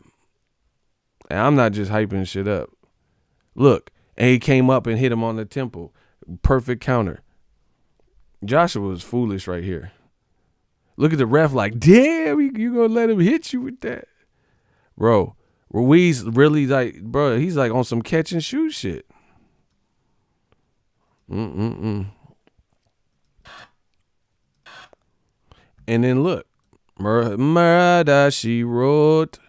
And he finished off a hook, but Joshua, they traded. That's pretty dope. See, Ruiz still did get hit with something, but it probably lessened the steam on it, and Joshua had no legs after this. But like the other thing, I don't like how Joshua acts when he's hurt. Look at Joshua. Puts his gloves up. And Ruiz is like, okay, what's good? What's popping? Hey, Ruiz be thugging, bro. Look, Joshua's guard's up, and he's hurt, and watches his reaction.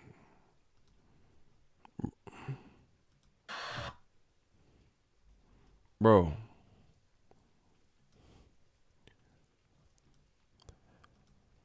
Why is he doing this? Like, why? Why is it like he's open for a straight shot right there? Bro, he's like this. Bro, he has like a high guard, but he's open. Like, imagine Wilder's best punch is his straight right. Do you understand? And he's quick. Do you understand? And Wilder, oh my God, bro. Wilder, right? If Wilder produced this same sequence, look at how far out, because Wilder has longer arms than Ruiz. So look how far out he is. Wilder got them long arms. Bro, Joshua would be knocked through them ropes. I promise you. Bro, the man is like this. So he got hit with the hook, and he's like, oh, shit. Like that. Wilder's best punch is his straight right. Yeah. Oh, my gosh. Joshua would be really bad. Ruiz has to still kind of, because he's shorter, with shorter arms, he got to kind of get in close and still close distance. Wilder could cut this distance off with his longer arm. You know what I'm saying? Maybe take a step forward and then twist and turn and shoot that right. Look at Joshua right here, all right there, all open.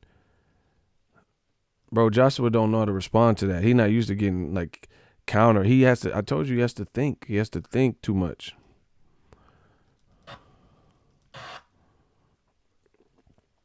Look, horrible mistake. Like, Joshua's a gold medalist. Look, dropped his glove. He's dropping his guard. You know, and look at Ruiz is already kind of ready, antsy to pounce on him. Joshua's dropping his guard. You got to get your hands back up, bro. Bro, Joshua, oh my gosh. Ruiz sees he's hurt. And look how low his guard is. So my thing is that's not good fundamentals. For a gold medalist, Oscar De La Hoya is a gold medalist. No matter who hurt De La Hoya, he don't act like that. Bro, the man was like this. And then the next thing, his guard right here. There was a couple opportunities if Ruiz was super quick on the counter. I don't think he expected it because he was coming from being hurt to hurting the man. Bro, Joshua would get rock-a-bye by Wilder. That straight right. Look, he's not even protecting himself. Bro. Joshua's ring IQ is not what, and I feel like Joshua's first plan got to work here. Okay, a man just hurt you to the temple. See, I'm doing like a film study basically. A man just hurt you with a temple, and I know all of this is probably going to be harder in real time, but that's what makes fighters great. A man just hurt you with a hook to the temple, and you and then your temple is susceptible right then and there again. Like, so bro, if Andy Ruiz knew instantly what he hit him with and threw another hook, how disoriented would he be? You have to have reaction time. Floyd Mayweather was badly hurt by Shane Mosley. He wasn't like, oh shit, and he clinched and look how susceptible he would be right there, especially for a 6'7" heavyweight. Someone Wilder's size. He lucky, bro. I'm telling you, he lucky that wasn't Luis Ortiz or Wilder because these guys are 6'4", 6'5", 6'6", or 6'7". They could close the distance more with longer arms, or even a Daniel Dubois or somebody, because they have longer arms where they can still reach you. He's dropping his guard and stuff. This is just poor fundamentals from a guy you would imagine with a gold medal. Look, Ruiz is rushing him. That's why what I'm doing, I'm rushing him like pot. He started rushing him. Look, Joshua's not even covered up. Bro, the man's like this, almost as if he got hurt to the body. That's weird. That's a weird fundamental mistake. And then you're like this, almost as if he hurt you to the body. That's how people look if you get like one of these Mexican style fighters or somebody who got cracks like Canelo and they hurt you to the body, you're gonna do that. His reaction is like, that's what I'm telling you. His reaction is all over the place. He's like, he gets too discombobulated. This looks like the scene of someone who just got hurt to the body, like Keith Thurman or something. Like, oh shit, you know what I'm saying? That's exactly how fighters look when they get hurt to the body, and they're trying to use their elbows to tuck and make them so small and protect their body. You know what I'm saying?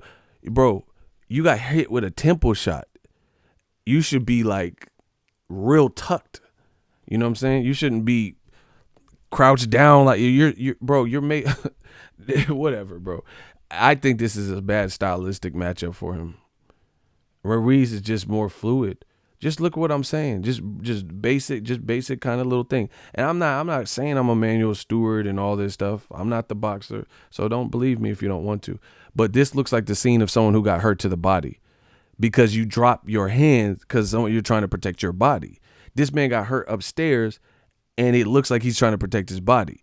You don't know what you're doing when you're hurt. That's what that shows me. And I'm not even the Ruiz or the Evander Holyfield or whatever. That looks exact. I might do a film study for y'all. I can't show the foot, like, the actual thing. Bro, he looks like he's and see, there's the other reason why this is bad from my view, fundamentally, is because you're 6'6" and he's 6'1". You're bringing yourself, he hit you to the temple and you're making yourself shorter by almost looking like you needed to protect your rib cage, your body. So you're bringing yourself down to it. So he hurt you. I wish you guys could see my cursor, but he hurt you upstairs to your temple, but it looks like you're protecting your body. So I don't know. Maybe he was so discombobulated he didn't know what hit. I don't know. I don't know how that works. But you're shrinking yourself to his size, bro. Joshua cannot get hurt again. If he gets hurt again, it's a wrap. I just don't see it. He cannot let Ruiz hurt him because he's gonna have PTSD. Look, and see, this is like little, in my opinion, bad mistakes by Joshua for a gold medalist. Ruiz is rushing him. He sees he has him hurt, almost fainting with the left, and look at his right is cocked. He's trying to hit you with the right. And look how open Joshua is. Joshua, look at his other hand, bro. His whole other side of his temple and his side of his face is completely exposed. The man's like this. Do you get what I'm saying? Yeah, that's PTSD, bro. He like this. Like it looks to me like he's bracing for the shots. That's not what you see from Floyd Mayweather. When you ever seen Floyd and someone goes to hit him and he looks just like you know what I'm saying? Like he looks like the shot's coming. That you can't do that. Man, that's what I'm saying. Some fighters just don't like to get hit. I mean, nobody want to get hit, but you get what I'm saying. Doesn't it look like he's ready for you to hit him? Do you get what I'm saying? Bro, it looks like he's bracing for impact. Like, you know, they say the people who get in car accidents that try to like brace themselves, they end up getting more hurt because they tense up. Bro, he looks like that's what it looks like. It looks like a car wreck's about to come. You know he's about to wail on you, so you're like, that's not what you really typically see from a gold medalist, Olympian fighter, no matter how hurt they are. Unless they're, I mean, because if you're so hurt, you'll be like Luis Ortiz. Bro, you can't do that. Luis Ortiz is bigger than Andy Ruiz, and he has great feet, great footwork and experience. He could cut that distance quicker because he's a bigger man, period. This man looks like he's embracing for you to, like he looks like, it's almost like, I'm not even trying to be funny because I know Joshua can fight, but his actions when he's hurt almost look like a person who's never fought before. Look, oh shit, like he's coming. And you're just trying to tense up and protect. And I don't know how you can even really, I don't know how you can even fix that in 4 or 5 months. Look, like he's just like shelling up almost. You know what I'm saying? He's just like trying to tense up for the fight. It's hard to explain. Look. And it's hard for Andy Ruiz because he didn't expect it. Look, he's trying to come up top with it. Andy Ruiz's left hand. Look. Oh my God. I wish I had an arrow for y'all could see. Okay. On the screen, look at his left hand. What if he shoots the left upward? Joshua's right in the trajectory where if Ruiz aims, he could hit him with the left. Watch. You see that left right there? And then look at how his eyes are. Look at where his eyes are. How can you see the left if you're looking at your shoes and you're covered up? So he's wailing on you. Like you're blinding your whole field of vision. You get what I'm saying? It looks like he's looking at his shoe. Like if you're looking down like that and trying to dodge this, you can't see that left. And the punches, we all know the punches that hurt you the most are the ones you don't see. Look at Andy Ruiz. If he shot a quick left, see his left? If he just brought it up right there, it's right in proximity for Joshua.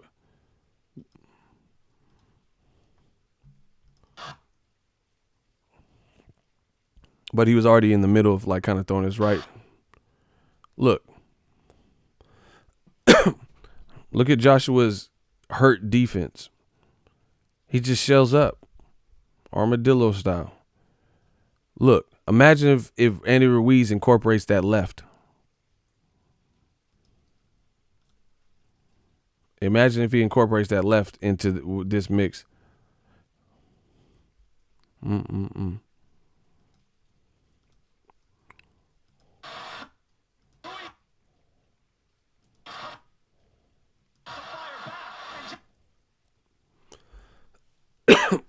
it's like almost like Joshua wants to go down. And see, the other thing is now I think Andy Ruiz be more ready for the moment because he. Oh shit! You see how DAZN acting all crazy because they don't know what they was talking about. Look, bro, look at how much of Joshua's skull is exposed, and look at look at his feet, bro. Just look at everything. This is just bad. This is just bad form. Look at Joshua normally is inches taller than him. Look at how crouched down his body is. Look at his feet. You're not in a position. He's not even in a position to use some footwork to try to get out of it. I don't know how strong his legs were, but you know, it's just like your form. You're shrunk down to his size. The whole top of your skull is open. Your hands are at his elbows. If Joshua just I think the biggest thing is Andy Ruiz at first, it all happened so fast. So you're just, that's a huge flip. You get what I'm saying? You went from being badly hurt. Well, I don't know how, but he says he wasn't that badly hurt. But anyway, you get dropped and then you just flipped it around. So I can understand why Andy Ruiz probably wasn't super surgical in the moment because he had to turn everything around when it wasn't going around for him. So now going into a rematch, he knows he can hurt him. He knows he can hurt the man. So it's not going to be the whole shock value if you hurt him. Doing something for the first time is probably the hardest. Like I read a lot. And sometimes I read books like on just crime and stuff. And mobsters and famous hitmen and, you know, the Pablos that work with Escobar and stuff, they usually say their first killing was the hardest because you ain't never killed no one before. You get what I'm saying? And it's not that Ruiz ain't never knocked anyone out before, but he, to my knowledge, I don't think he's been knocked down by anyone. So he had to deal with that, and he ended up turning it around all in one moment. But you've already lived that. So if you get Joshua hurt, you can kind of pick your spots and, feint and just pick your spots, and it's not going to be a shock for you too almost. So I think Ruiz can even pick his shots better because he knows he can hurt him. You got the experience from it. But anyway, I'm going to watch this fight again. This is just, I don't like Joshua's reaction to any of this. Bro, he letting Andy Ruiz just bulldog him and hit him all types of way, and he's just not protected, so Joshua can't get hurt. Damn, Joshua big as fuck. He hit the canvas and it sounded hella loud.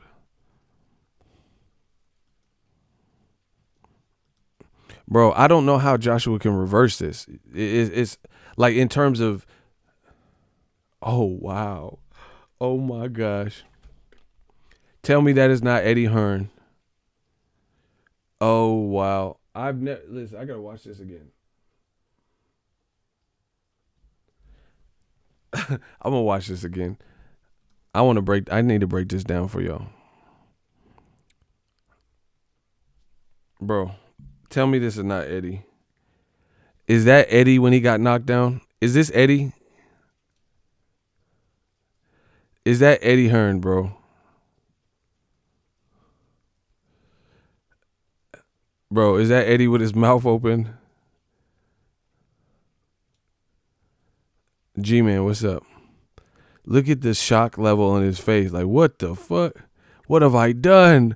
Is that Eddie? Somebody. What was he wearing that night? That looked like Eddie to me. I never even I like to look in the crowd, see the celebrities and stuff. Bro, somebody pull a post-fight interview and tell me if this is Eddie, because whoever this is looks shook. He looks shook at that Snicker power, bro. That's not him? He worked for Matchroom then. What have I done? Oh my God. Oh, Eddie had a bow tie? Oh, okay.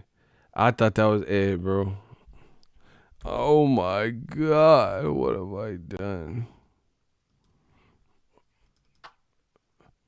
Oh, these faces are hella funny. I like to look at. Oh, that's Eddie.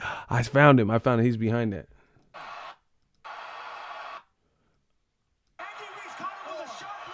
I seen Eddie. He is clear-eyed, looking into the eyes of Michael Griffin. But what an answer by Ruiz. Stunning. Tremendous answer. Oh wow, Eddie is on edge, bro. I need to look at the crowd. This crowd is funny. Eddie's like, what have I done? Hold on, I found the real Eddie. Hold on. He on the edge of your seat entertainment, bro. He's like, what have I done? Oh my God. Look, that's the real Eddie. Look. This man he looked shook. Wow. Yeah, I gotta watch the documentary. I haven't watched it. Hold on. Anyway. When you think the coronation is complete, Joshua in trouble. He is still on shaky legs, Brian. And there is 40+ seconds. Bro, I don't like what I'm seeing. Joshua's breathing like he just look, bro. Hey, I'm not even trying to be rude. What UK fighter got the most dog in him? I'm just being real. Who would you say? That's a real question. I'm not saying there's nobody, but I'm saying at the high level, what UK fighter do you think has the most dog? Derek Chisora? Yeah, he got dog in him. Okay. Who else? Who else is on top that has dog in him? You feel what I'm saying? Chisora? Yard? Because it's moments like that where you got to have this dog. Like, that's why I loved covering Sean Porter versus Errol Spence. I love somebody said AJ got the most dog in him. All right.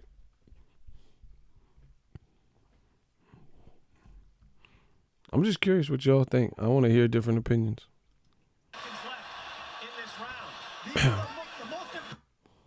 Bro, Joshua's body language is bad, right?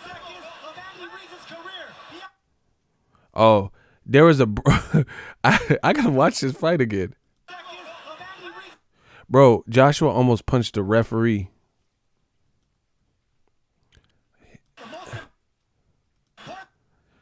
They're in the clinch, and then no, bro, Joshua, he better not get hurt, bro. Bro, I'm telling you, Joshua. Look, okay, Joshua, he needs to find that dog in him. Okay, I wish I could just show you, but I can't for especially critiquing and stuff. But what happened was they were in a clinch, and then Andy Ruiz had one arm free and went like that, and it hit Joshua. Then the ref actually came to break him. Joshua has a late hit. See, I got to watch this fight in detail because I remember most of it, but I don't remember little, not every single part. So Joshua's punch is actually illegal because the referee separated him and tried to break him, and then Joshua threw a late punch. Ruiz's punch, bro, Joshua, I'm telling you, mentally, just look. You have to look at stuff like that. When fighters start doing weird shit like that, that means they're frustrated. They don't know what to do, because Ruiz's punch was legal because it was one arm free in the clinch, and then he went like that and hit Joshua. Joshua didn't like getting hit with that punch in the clinch and then threw an illegal shot after the ref had separated him. That's different. Here, I'll show you. I can show you the picture. See, look. The ref is breaking him, and you see Joshua is cocking his arm. So Ruiz is completely, and Ruiz got to watch out for this because that's dirty. Ruiz is being broken up by the ref, listening to the ref, and you see Joshua's arm is cocked back to hit him because he's mad that Ruiz dropped him, and then Ruiz had one arm free, and you could still work with one arm free. He was kind of in the clinch, and then he caught him with the one arm free. But what Joshua's doing ain't legal because the referee, you have to listen to their instructions, and he's blocking you. I mean, he's separating you. Look, this is illegal. So when people start doing illegal, that's like Victor Ortiz shit. The ref is breaking you. I got to watch this, cause like where I'm like analyzing it like with my eagle eye. Look, the ref is breaking you, and then Joshua threw a punt. You can see it, bro. That's frustration. You're embarrassed. You're adrenaline. I don't like that because you don't know what to do, and so you sneaking in illegal shots that you could get. Bro, you got dropped 2 times in this round. You get a point deducted. Now you down for 3. That's sloppy. Look, the ref is blocking, and you could just see Andy Ruiz get hit with the illegal shot. Bro, Luis Pabon better do a better job. Or a good job, man. He got to do a good job because that punch is bullshit. See, and DAZN don't tell you nothing. DAZN commentary didn't tell you like that. Ruiz right there doing great work, and Joshua don't know what to do, and he threw an illegal shot. That's bullshit. Because, and man, that's just BS. Watch the fight. You guys watch it. It's at the 3rd round, 40 seconds. Go to the 40-second mark. You guys can watch it from if you have a secondary device. You'll see exactly 100% what I'm talking. I can't show you for copyright reasons. And the ref said, hey. And then the ref pushed Joshua's chest. Watch it. The 40-second mark. Go to 45 seconds or so of round 3. That's illegal what Joshua did. That's frustration. That's like embarrassment. You don't know what, So you trying to sneak in any type of bullshit. And then, oh my God. Oh my, I got to do a film study on this. I got to do a film study. I might do it for members only. Fuck it. Bro, you're going to have to pay into it because them type of stuff be taking too long. Like it takes actual work to break this down into facts. But Joshua got hit with this is crazy. See? Josh, bro, I'm looking at every little thing because they're about to rematch. Joshua got hit with something. He got dropped. He got hit. And then he went like this, and he tried to bang on his chest. It is literally the weakest non-authoritative beating on his. He got hit with something, and he said, "I swear to you." He just beat on his chest. Now, the reason that's important to me from a student of the game is I've seen Wilder do that. He just did it in the Luis Ortiz fight, and he did it versus Stavern. But when Wilder did it, this dude beat on his chest like a gorilla. Just watch everything I'm saying. Wilder was fighting Brazil. I mean, not Brazil. Bermane Stavern. Wilder was fighting Bermane Stavern, and then he was trying to hype himself up. He said, bow, and he hit his chest hard as fuck. Then with Luis Ortiz hit him with like a straight left or some fight or some punch, right? And Wilder said, and hit his chest like that. Joshua did the same thing. Block player 1. Bring me player 2. Blocking. You see how they always try? Bro, this is my shit. I don't care what you guys are talking about at all. This is my show. You ain't interrupting that. Block player 1.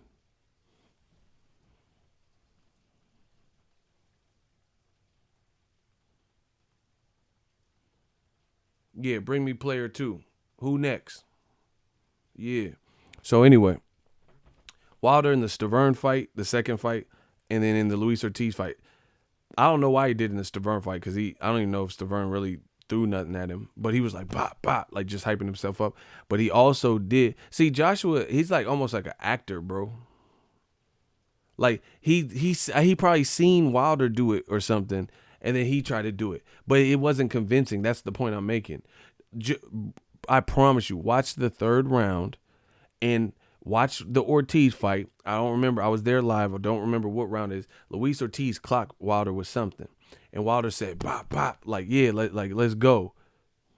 Right? To hype himself up. Joshua just did it, and I don't even remember that part. In the third round, after being dropped, and it looks, bro, you have to understand this is your body language. Fighters see that. He literally beat on his chest like this. That don't look convincing. That don't look alpha male. That don't look like you really believe it. Like, yeah, motherfucker, come on. Like, I've seen fighters do that type of stuff. You got to make that look convincing. Like, let's go. Like, yeah. You know what I'm saying? He just did like this. Just go watch it. I can't show you. It's right at the 30-something mark, 30-something second. Bro, he just said, that's bad, but that's bad body language. It's just like you trying to show that you good, but you really not good. You feel what I'm saying? You can't be doing, I don't know, man. Joshua, I don't know. The more I look at this, the more I'm picking Ruiz. He gonna have to show me this. I just, bro, he just beat on it. Look, I'll tell you the exact second because I can't show you. He just threw an illegal shot, like I said. Not moving away. Body shot that one now on the ropes. Not moving on the ropes. Bro, One now on the ropes. it's at 31 seconds. He beat on his chest, and it was like Joshua now on the ropes. Not moving away. it didn't look, wow, 31 seconds. This is what Ruiz should be looking for. They'll be measuring him for a counter right, standing in one spot. Now tapping to the body. Okay. The other, oh my, I got to just do a film study on this. It is what it is. All right. Round 3, 31 seconds, about 31 seconds. I might do the film study. I got to think about it. Yeah, Pacquiao bangs his gloves. That's a good, that's a shout out. Oh, I love Adrian, bro. Yo, Adrian. Shout out to Adrian. I love when you guys understand the boxing talk and start providing great examples. Adrian, you is right. But Pacquiao's convincing good. Well, like when he's fighting Jeff Hearn, he'd be like, and oh shit, Pacquiao. He did it with Marquez in the fourth fight. See, that's a great add-on. It looks believable though. You get what I'm saying? Because it looks like, oh shit, Pacquiao about to start coming with that 2-2-2 shit. People pick up on that body. If you don't believe it, that's what I'm saying. Joshua has confidence issues. Trust me. If you don't believe it, it's going to show in your mannerisms. If you believe, like Wilder be, bah, bah, bro, he hit his chest hard as fuck in the Bermain-Stavern fight.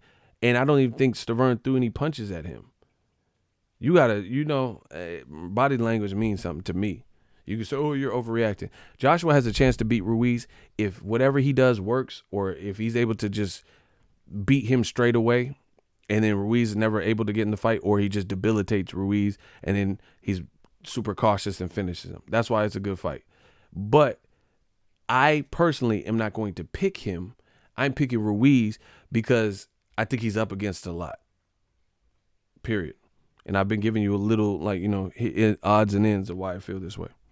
I can't trust Joshua will be good if he gets hit. So I got to go with my gut feeling. Again, Joshua has a chance, but I feel like Joshua's best chance is if he faces no adversity.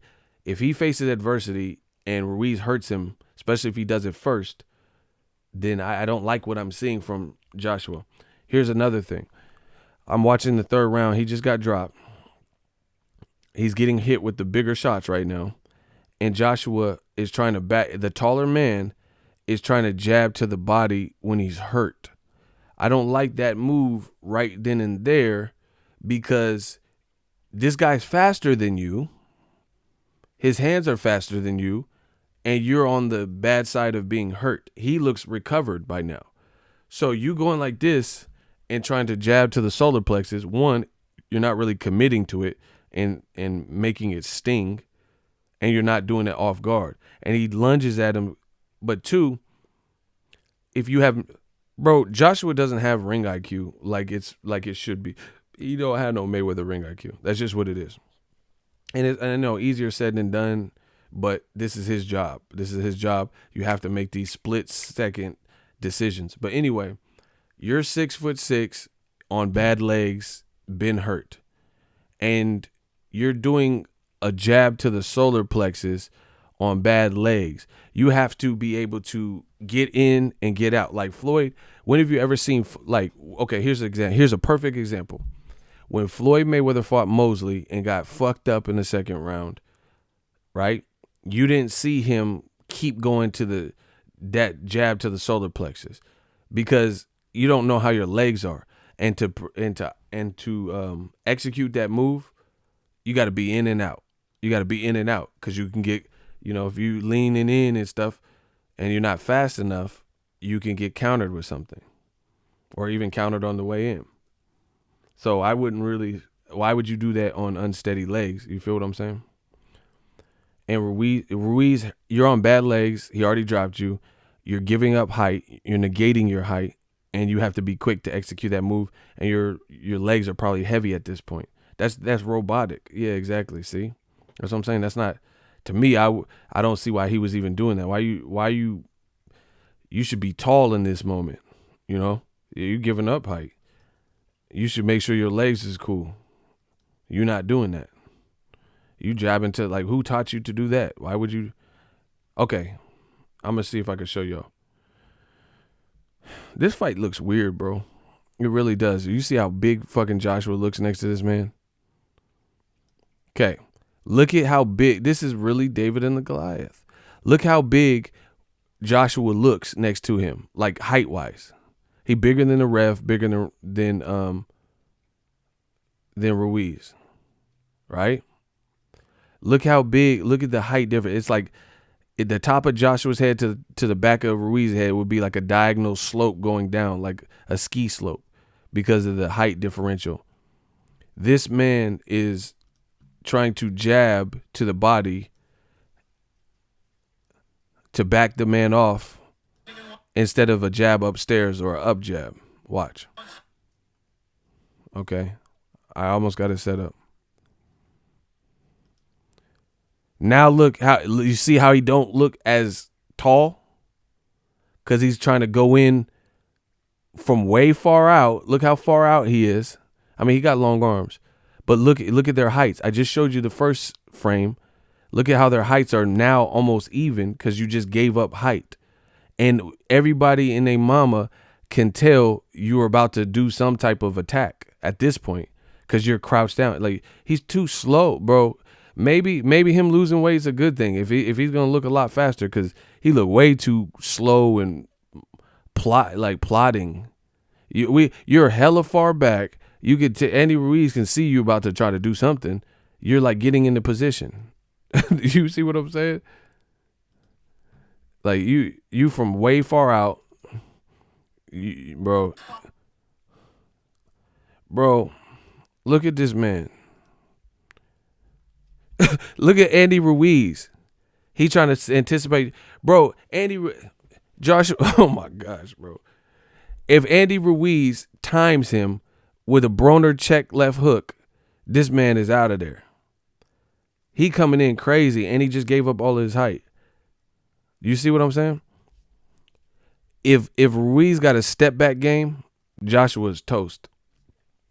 More fighters should be doing the step back. Step back, your step back game should be A1, bro.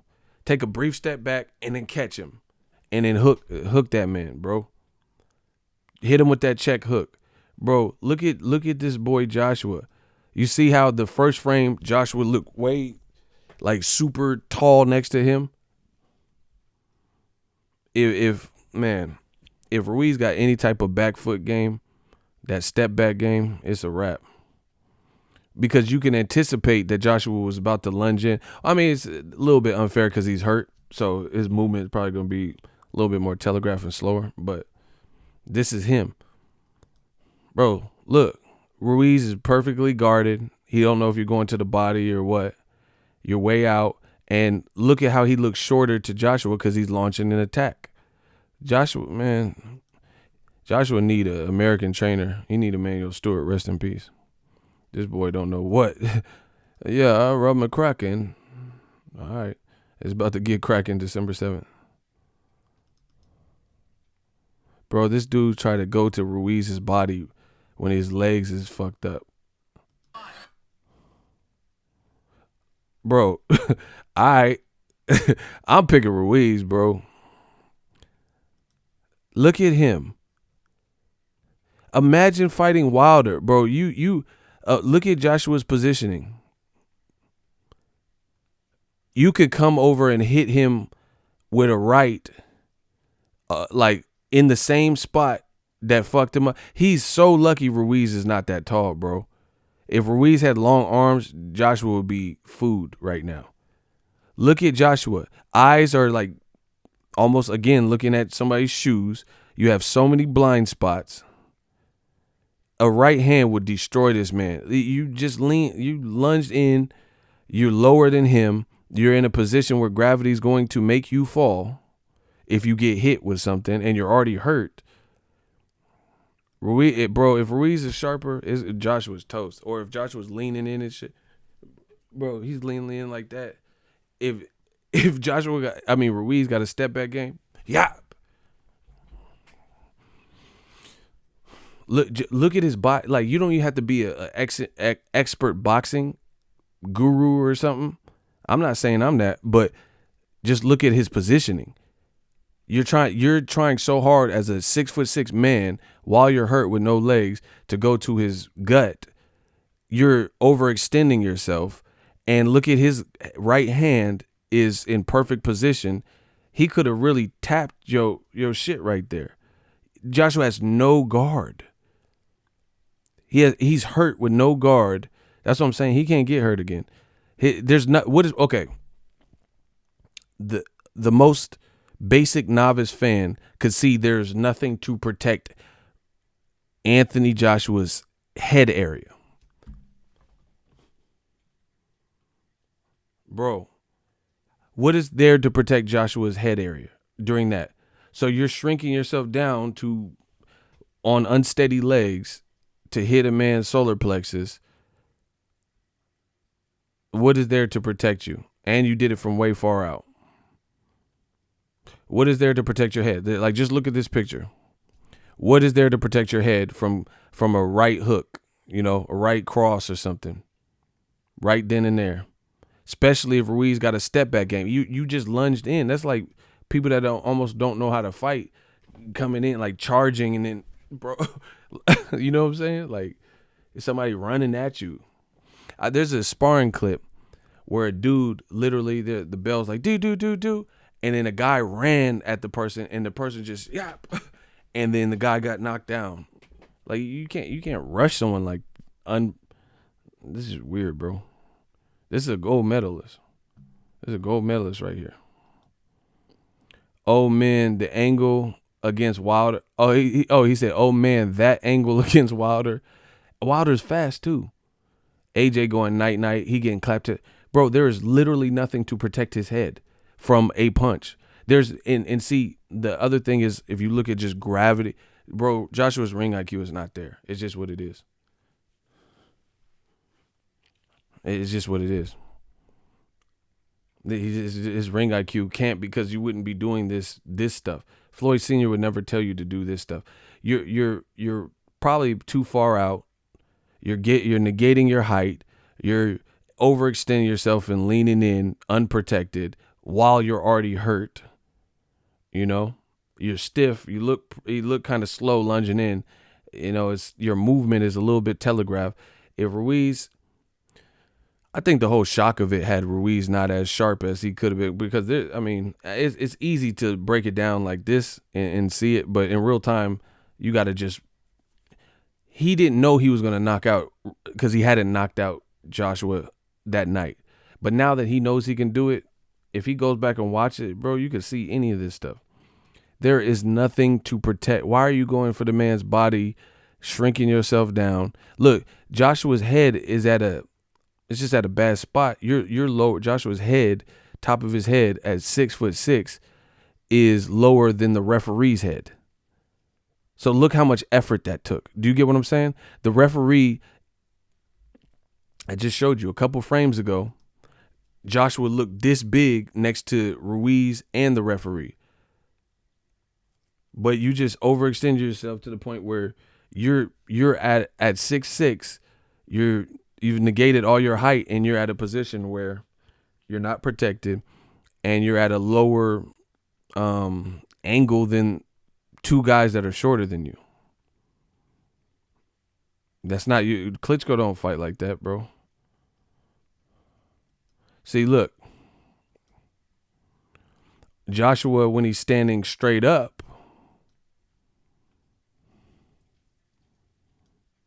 look how tall he is. But in the last frame, you've seen he overextended himself trying to hit Ruiz's midsection. Just because he's fat don't mean he can't take no body work. And the funny thing with Joshua is, like, in boxing, they usually, whatever you did that worked, unless someone has broken that cycle, that rhythm, do that again. You didn't hurt Ruiz. Bro, Joshua's ring IQ is trash. Not trash, but you know what I'm saying? It's not what I would expect of someone who was revered as what he is. You didn't hurt Ruiz to the body. So why are you targeting his body on unsteady legs? Do you get what I'm saying? You hurt him actually with a beautiful two-piece. I think it was an uppercut and a hook, right? Why are you lunging at his body and overextending yourself to the point where the man with faster hands can catch you again, and this whole part of your face is completely wide open, and he has fast hands, and your legs, you know, if you have no legs beneath you, your platform is not as quick. You know, your legs feel heavy or weary or whatever. You just gave up all your height. You can't lose form because you're hurt. And if you do, you're going to really get hurt, period. Bro, and then I'm looking at it. He did it a couple times. Man, Ruiz, he got to get it. He got to work on his step back game. Look, he keep doing it. Why he keep going to his man's body? Look at it. Bro, look at his hands. Look at his right hand off to the side. His left hand is kind of at the top of, you know, right beneath the pec. He is so lucky that Ruiz don't have long ass arms. Like, you know, the average 6'5", 6'4", 6'7" person he would be facing. Look at him. Why does he keep going to the body? You never even hurt him to the body. Why are you doing that? You hurt him to it with a headshot. What made you elect for that? Do you get what I'm saying? You just gave up two.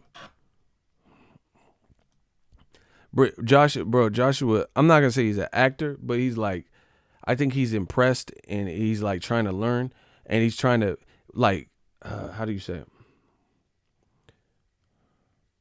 Oh, I got it. Here's a good way. Joshua don't know who he wants to be. Mayweather goes to the solar plexus. But see, this is the thing. You have to be, you're not Mayweather. So you see what happens when fighters try to do the shoulder roll and then they get hurt in the shoulder roll, you know, in the Philly shell. You can't be who you want. I think Joshua is so impressionable that he looks at someone like Mayweather, and Mayweather will jab to the solar plexus, or Andre Ward, for example, but they're doing it with purpose, and they're doing it at the right moments with the right opportunity. You've seen them do it before, so you're like, oh, maybe I should try, but you're not doing it at an opportune time. You're doing it right now when you're hurt, and the whole part of your head is, you have blind spots, and the whole part of your head is exposed, and you got hurt to the temple, and you never hurt him to the body. So a fighter with high ring IQ, why would you, if you got hurt with a shot upstairs to the temple, why you keep leaving your temple exposed? If you never hurt him to the body, and your legs could be bad because you just got dropped, then why are you attacking his body and leaving yourself wide open and lunging in, and bro, it just, and giving up your height? That doesn't make sense to me. So I don't think Joshua's ring IQ is what it should be to be doing that.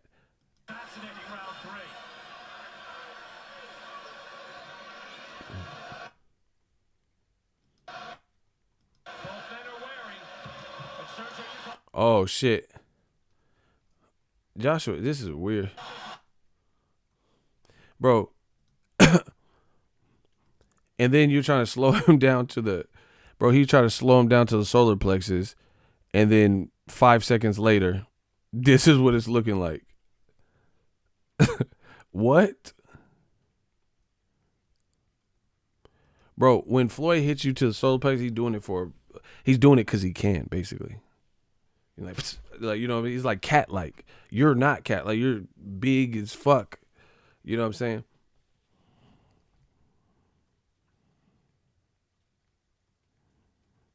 You know? Mayweather, bro, that's what I'm saying. I don't think Joshua knows who he wants to be. I don't think he knows who he wants to be. And that's the thing is Mayweather is, now that I'm thinking about it, this motherfucker weighed 148 and shit on the fight night and dumb shit like that.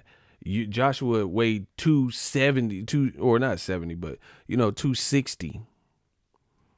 Joshua weighed 260. So why would you at the heavyweight why are you trying to do certain shit like that when you bulked up? See, that's what I'm saying. This is why, now you guys see why I say I don't think Joshua has an elite team.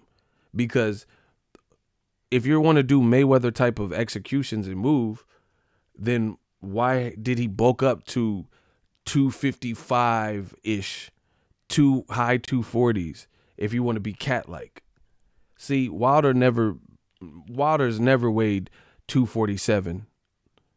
Unless it was some real early part in his career or something. I ain't never seen him weigh that much. Not in any of since he's been a champion, his 10 title defenses. That's what I'm saying. Joshua, and how you going to get this ring IQ? So, again, I'm picking Ruiz because to me, Joshua's game plan has to really work and he can't get hurt. Because if you do get hurt again, then I see you making the same mistakes. You've only given yourself no in-betweener fights and 4-5. So, if his first game plan works, he can win. If he cold cocks Ruiz and that's it, then he can win. If he fights like maybe a super boring fight and then like just runs and then Ruiz can't close the distance and then he opens up something by stinking it up like that, and then maybe some late KO happens or TKO, then I guess he can win. But Andy Ruiz is the better boxer. He's making better educated decisions with his attributes. Joshua's 6'6", giving up height, leaving himself open, making bad decisions, burning up extra energy when you don't have energy, like stuff like that. And then he's already backed into a corner, and then he just goes into shell shock mode, like earmuff, like Macaulay Culkin in Home Alone. Like he's attacking me. That's what I'm saying. That's why I feel Joshua's a front runner. And in him losing weight, I mean, are you going to be faster than Ruiz? I guess we're going to find out. Bro, Ruiz is getting some shit in there. Look, you see that? Ruiz is, look at that chick at the apron of the ring. She's like, damn, Ruiz. Bro, Joshua's just letting him tee off in the corner, not clinching. Man, come on. Why are you not clinching, bro? Why are you just gonna let him do that? Okay.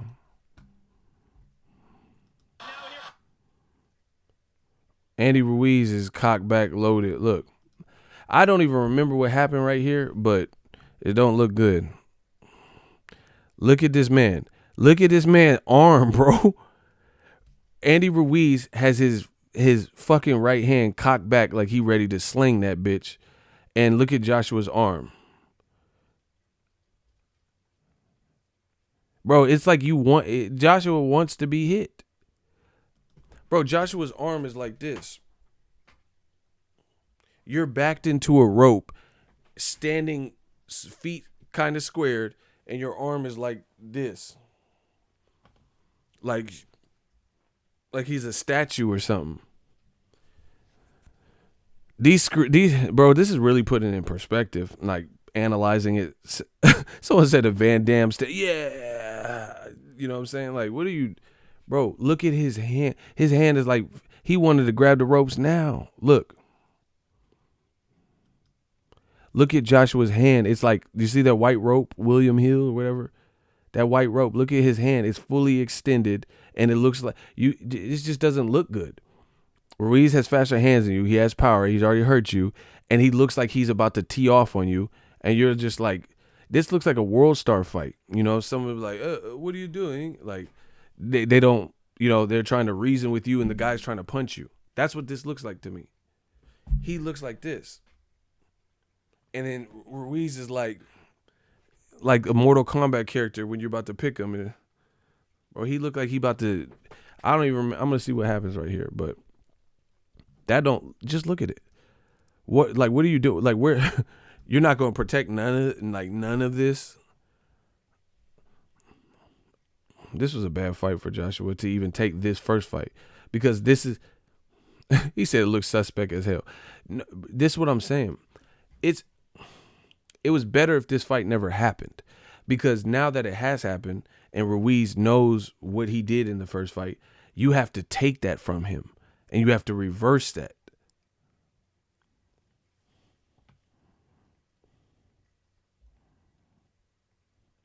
Ego, you saw the Sky Sports sit down. These points that you're making along with the screen freezes exactly why Andy Ruiz emphasizing AJ Styles perfect for him. He said he's doing a Bruce Lee pose. That's what I'm saying. Like, yeah, like, what is he doing? Like, you're not protected in any type of way. And you can't just blame this on the concussion, because if this is how you act when you get concussion, what happens if you get one again? Look at the ref, don't even know what you're doing. The ref was like, God, look at the ref. He like, what you doing? Oh, wow. I'm done. Bro, he said this is the fear no man pose. That's exactly how he was really posed. That's literally how he was posed. Like, that's what I'm saying. It looks like he's flexing for the gram or something.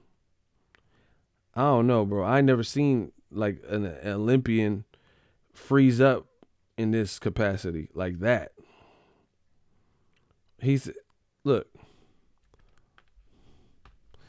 this is not it, but you see, like it don't look like he about to fight nobody, right? He lost weight for sure. But you see, like, how his arms are just extended. What's the difference than this? The man looks like he's about to hit you, and your arm is just like, I don't know, man. I ain't never seen this type of shit. Look, what's the difference? This is what my man was saying. That's exactly how he looks like he's posed. Statue. Yeah. But what's the difference between that pose really and Ruiz about to clock you and you're just waiting for him to hit you, bro? I don't know how you're going to correct that in 4 or 5 months. This Joshua, he got a lot of stuff to answer here. I'm telling you. If he gets it done, I'm gonna give him a lot of props, bro, because that means he corrected some shit, bro. It's like he wants to be hit. Look, I just went a couple frames. Doesn't it look like Ruiz is like about to try to take your head off? And look at his arm. Like, what are you doing? Like, you want him to hit you? He said, Eddie, help me, Eddie. No. Why does it look like Ruiz is like backing you up and about to tee off on your shit? And you're like,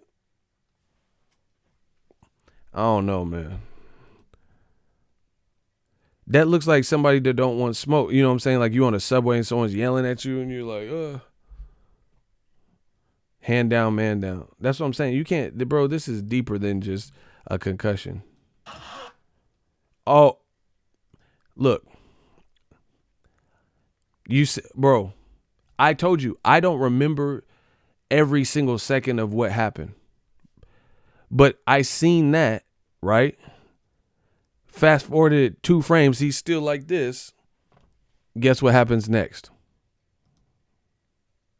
He took the whole shot. Oh my gosh. Bro, I seen this coming a mile away.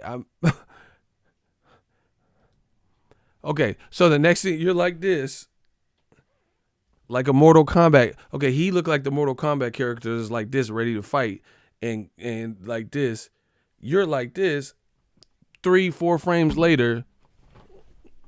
Of course that was going to happen. Bro, you're not defending yourself. You heard the punch too. Man, this shit crazy. Eddie Hearn, greedy as fuck. Bro, this whole sequence looked crazy in slow motion. Look. Blocked hands. You're letting him drive you into a corner. He missed that. You're still unprotected on one side. Look at his other hand. This man has, I told you, I don't like what Joshua does when he's hurt. He has one hand up here and one hand like a seatbelt. So this whole side is just revealed. And luckily, his accuracy wasn't there. His other hand is right where that blue William Hill rope is. And you're protected right here. But how are you protected from Andy Ruiz attacking you from the left with the left hand? How? If he just put some torque and twist it and hit you to the left, man, the ref don't even know what you're doing. And then you do this weird stuff.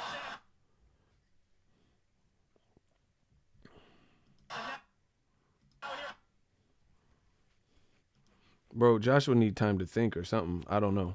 Look, he looks like he can't wait to clock you. It's very obvious he's about to swing. And look at Joshua's hand. The same hand he just had up here is now down here. That's what I'm saying. Like, these are like basic fundamental mistakes. He's a gold medalist. No. Look, Andy Ruiz is really cocked and ready to look. Cocked and loaded. He's trying to take you out of here. And your arm is at your waist, bro.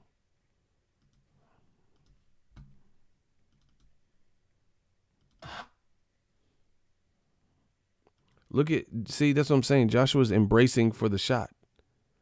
And so, of course, he gets hit with it. I mean, that was too anyone could see that was about to come. Look. Of course, he gets hit with this shit. Head getting all tossed up. Bro.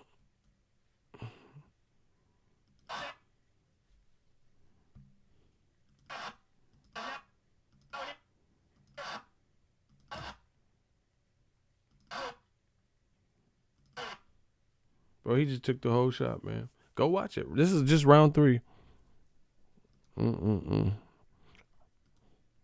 Bro, you just let him just tee off on you. Like, that don't make no sense to me.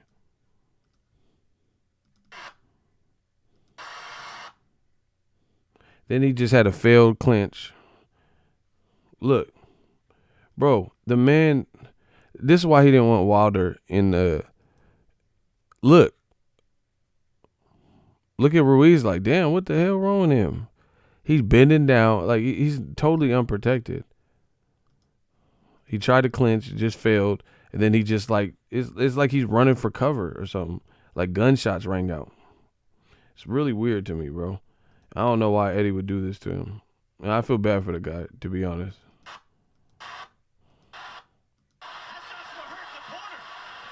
Horrible. Look.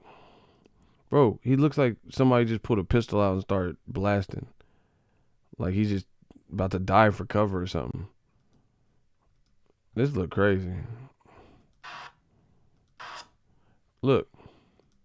Like, look at his whole blind spot, bro. How can you see what's coming at you if you're crunched down, you're 6'6" and you look smaller than the guy who looked like he 5'11"? And look, how you gonna see what he's throwing at you? How can you see what he's throwing at you if you're like, the whole head is looking at his shoes? Really weird, man. Bro. Look. You're looking at your own calves. How are you going to see what's coming? Look, how can you see what his hands is doing? How can you protect yourself? The ref don't even know.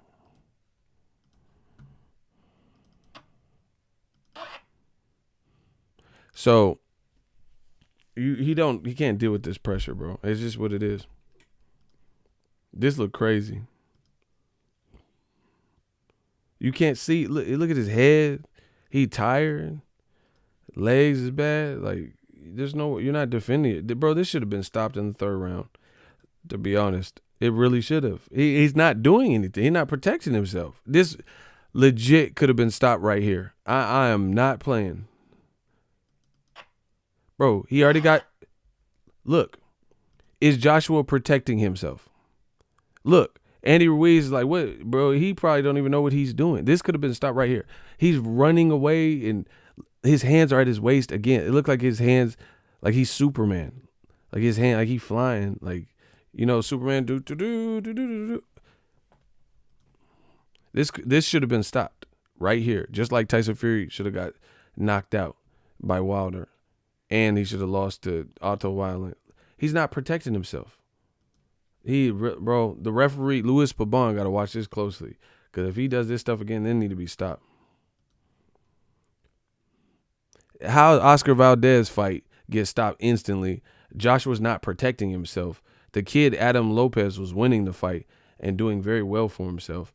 And the Oscar Valdez fight got stopped instantly. But this fight is allowed to continue. And Joshua is like, he's not even, like, he's just being overwhelmed and not fighting back. Look. He's not even putting his body in the position to evade. Amir Khan don't even be doing this. He at least try to get away from some shit.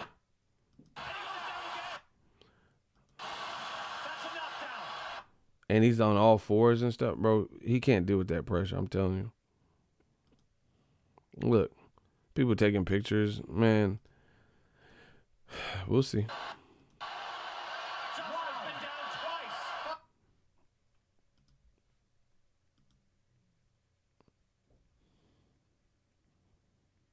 Bro, he can't. There's no way he can deal with pressure.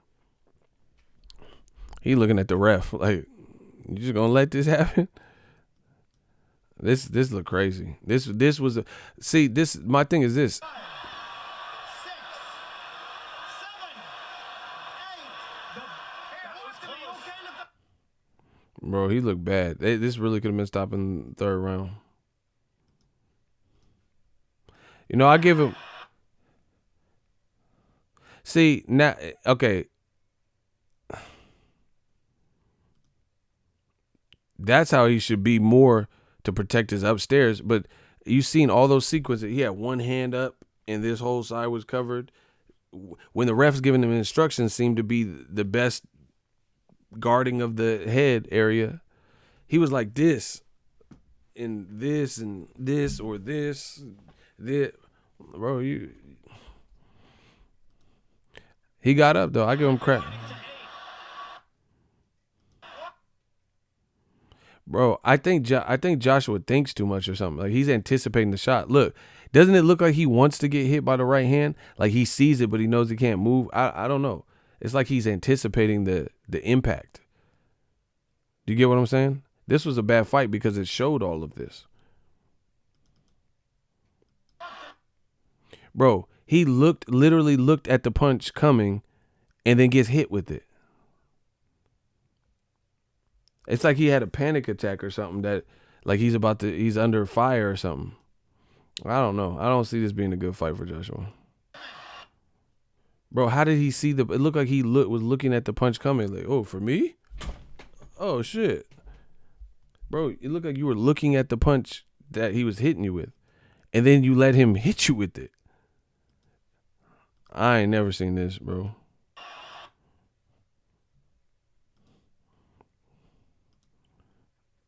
Bro, I don't even know if they should. I think that he said AJ is Bob Sapp. Bro, look, he's bracing for the impact. Look, they showing the replays that he's like he knows the punch is coming and don't do nothing. Anybody ever seen Anybody ever seen the Fuzi fight? Look, it's like he sees the punches coming. Oh my gosh. Bro, it's like he's looking at it come and he still lets it hit him. Watch.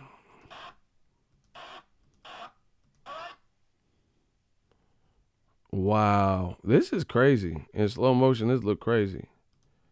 Bro, look. It's like he's looking at the punch coming.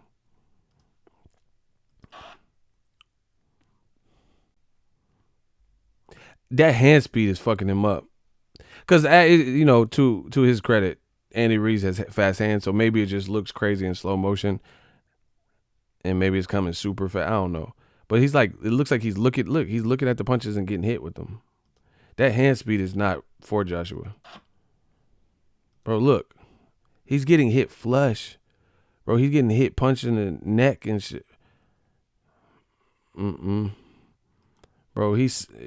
Andy Ruiz's hand speed is, look. Andy Ruiz is just like dogging him. He's in the ropes. Bro, Joshua hesitates too much. Look, the punches are coming. He's not knocking nothing down. He's closing his eyes and stuff. Bro, this fight should have been stopped in the third round. I'm like getting tired of watching this. Every single punch, he's looking at it, and then it's still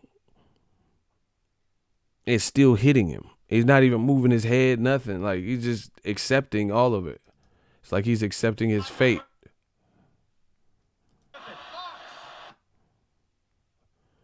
Man, this look crazy. Look. It's like he knows there's more punches coming. And look, look at his head. What is there to protect him? Man, that boy Wilder. Okay. Listen to me. Listen to me carefully. Don't talk to me about Wilder, Joshua. That chapter is done. It's dead until otherwise proven. Because I don't even want to see what Wilder would do. Like before, people thought Joshua had a chance. So, you know, that was cool. So it was like some back and forth stuff. But it doesn't even make sense. I'm not even malicious like that. I don't even want to see what Wilder would do. Wilder just put this man, Luis Ortiz, lights out of nowhere. Joshua has several openings like this where a guy with longer arms and a buttery straight right that'll knock you. Joshua would be through those ropes. Look at that. Look at Andy Ruiz's right. Look at how Joshua has given up and like his size, and he's there to be teed off on. Bro, Wilder out of nowhere stepped back, bop, bop, and hit Luis Ortiz, and he just like fell. Imagine if Joshua's not even protecting his blind spots or anything, and his head is just wide open like this, and he looks kind of clunky. Look like this. How's he going to evade Wilder's right when he's not even looking for the punch? And Wilder got fast hands and longer arms, and his 1-2 is probably his best punch. He just has to feint with the left, and then that right gun it in. Joshua would be through those ropes. He would literally be through those ropes. There's no way anyone can convince. That's Wilder's best stuff. And the thing is, he did it so automatic to Luis Ortiz when Luis Ortiz was winning.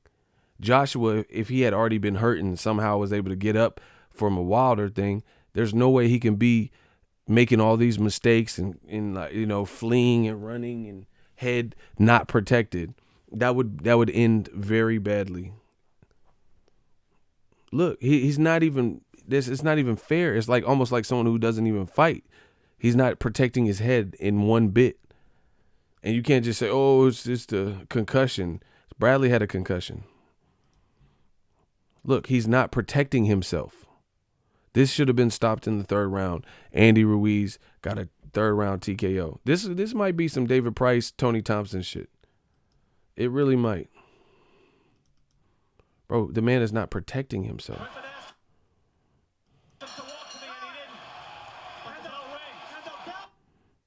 And then the other thing that concerned me about Joshua's team is they didn't even really give him good advice to me. Like, he just went through a nasty spill, and he was looking bad in there. It really should have been stopped. And his team, I never heard no legendary things that he was saying. Like, you know what I'm saying? Like, legendary, hey, what you need to do is this and this. Man, Wilder was spilled. I don't care if you're from the UK, don't talk to me about Joshua would have beat Wilder. Please stop. Like, because it doesn't even sound remotely, but he's not even protecting himself against a shorter guy. That would have been a bad fight. That would have been a really bad fight for him. And listen, my thing is this. I really feel bad for Joshua at this point because his loyalty, I told you, his loyalty going to get him in trouble. People you have surrounding you, you think are your best mates and all that, and told you how to be a black boy and Eddie Hearn. Okay. This is Kell Brook. Kell Brook 2.0. That's what I see. Kell Brook shouldn't have been fighting Triple G. Fought him anyway. And, then he had to fight another tough-ass fight with Errol Spence. You had to give yourself time to recover. You get what I'm saying? Kell Brook got injured, a little bit of medical extension, then he back fighting Errol Spence. I mean, he should have just fought Errol Spence to begin with. He would have one loss on his record. End of story. And who knows if Errol Spence would have broke his other orbital if Golovkin never broke the first side of his orbital. Eddie Hearn be bodying careers. See, and this sounds like some rich kid stuff, Eddie Hearn came from money. So if he wrecks his car, his parents will buy him another one. If he breaks his toy, his parents might replace it. See, in my household, if I broke a toy, then I have to keep playing with the broken toy or just cry every day that I don't have a toy. You know what I'm saying? Eddie Hearn treating these fighters like it's just expendable. He just putting them in there. Like Joshua, there's no way. It should have been stopped in the third round. After watching that in detail like I just did. Watch it again if you don't believe me. Fight should have been stopped. Fight should have been stopped in the third round. The man wasn't protecting himself. So he's lucky the ref even let him hang around. Now that Ruiz knows he can hurt him, the ref need to be intently looking just in case.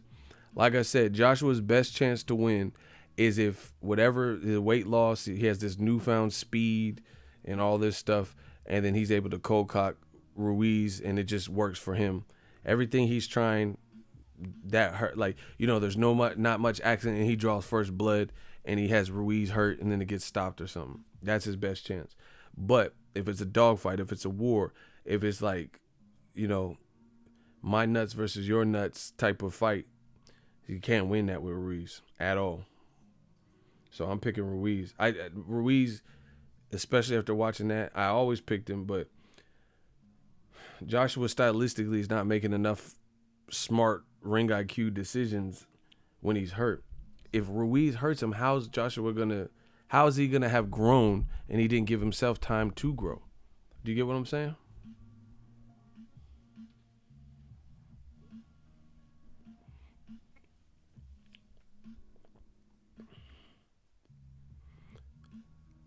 That's a great question. How has he grown in 4 or 5 months, and he hasn't really given himself too much time to grow? He should have been in there with Emmanuel Charr, Charles Martin rematch, something easier, something a bit easier. You don't put your man in that. That, to me, I think that's cold-blooded. It's cold-blooded that his trainer would put him in this. And then when Joshua gets spilled, then you'd be like, oh, I see what Ego was talking about now.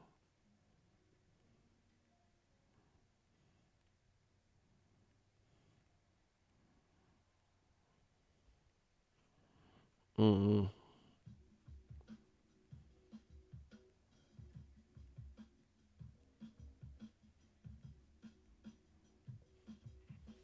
Oh, wow.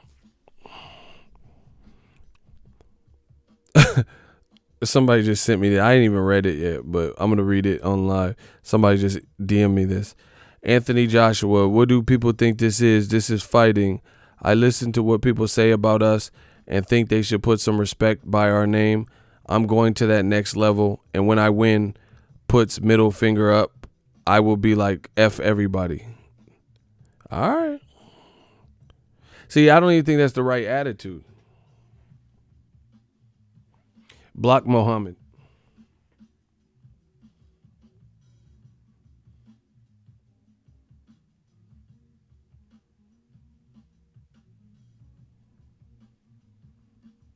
Hey, bro, this UK shit got to stop. Block Mohammed. Get him out of here. I was joking. No, I don't care. Get him out of here. Listen, this UK stuff, y'all hurting your own pride or integrity. Look, Michael Benson of the UK put this poll.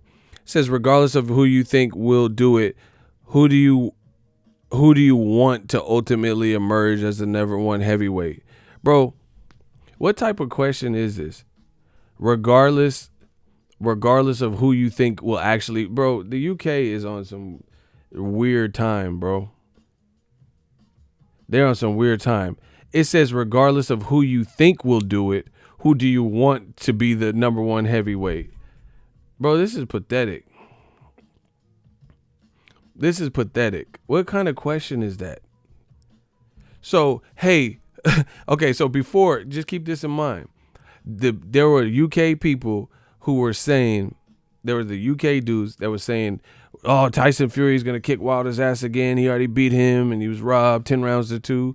There were people that saying Anthony Joshua was going to whoop Deontay Wilder. Now they're rephrasing the question, UK correspondents and stuff.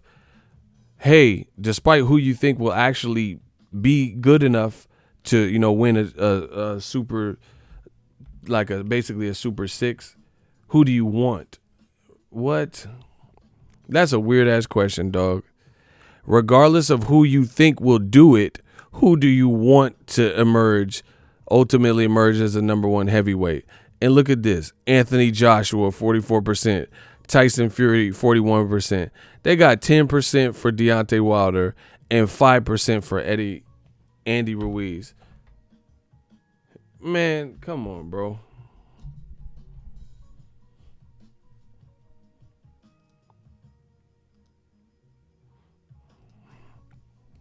Come on, man.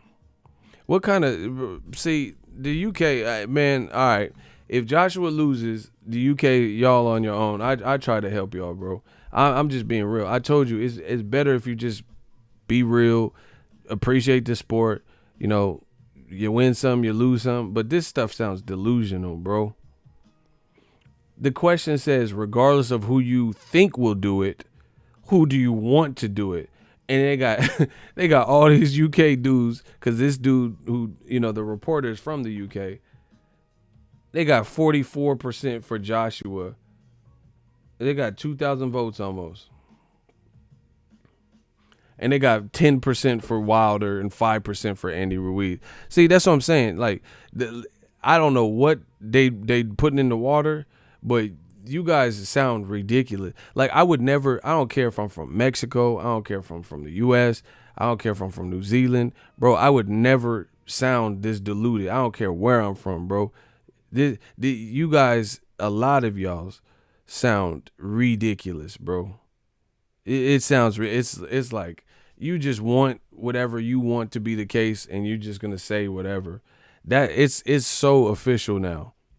It said regardless of who will actually do it, who do you want to do it? Man, what kind of question is that? Why would you even waste the time to take a poll of that? That's like, oh, regardless of who you think has an actual chance to get to the Super Bowl and make it to the Super Bowl, who you want to go to Super. So someone could have the Cleveland Browns and Tampa Bay Buccaneers. That's who they want to be in the Super Bowl, but they not. They can have the Chargers and the Rams, like people that aren't likely to be in the Super Bowl. This is ridiculous, bro. And the funny thing is, the American fighters look like they have the likelihood to actually pull it off, like Wilder or Andy Ruiz. They might, if they all fight, they might be the last man standing. And y'all just voting with your heart and stuff. Whatever. Keep up the vampire stream. Salute. Mike from Boston, thank you. And I'm always ready for a wrench. We got smoke that needs handling. Yeah, we got a new shooter.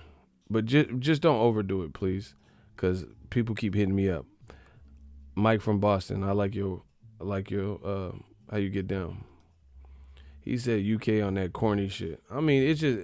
It's official. I don't even, new media, we can simmer down now. I now see what it is. That's just what it is. They're gonna be a lot of the dudes and represented, they don't care if it's reality at this point.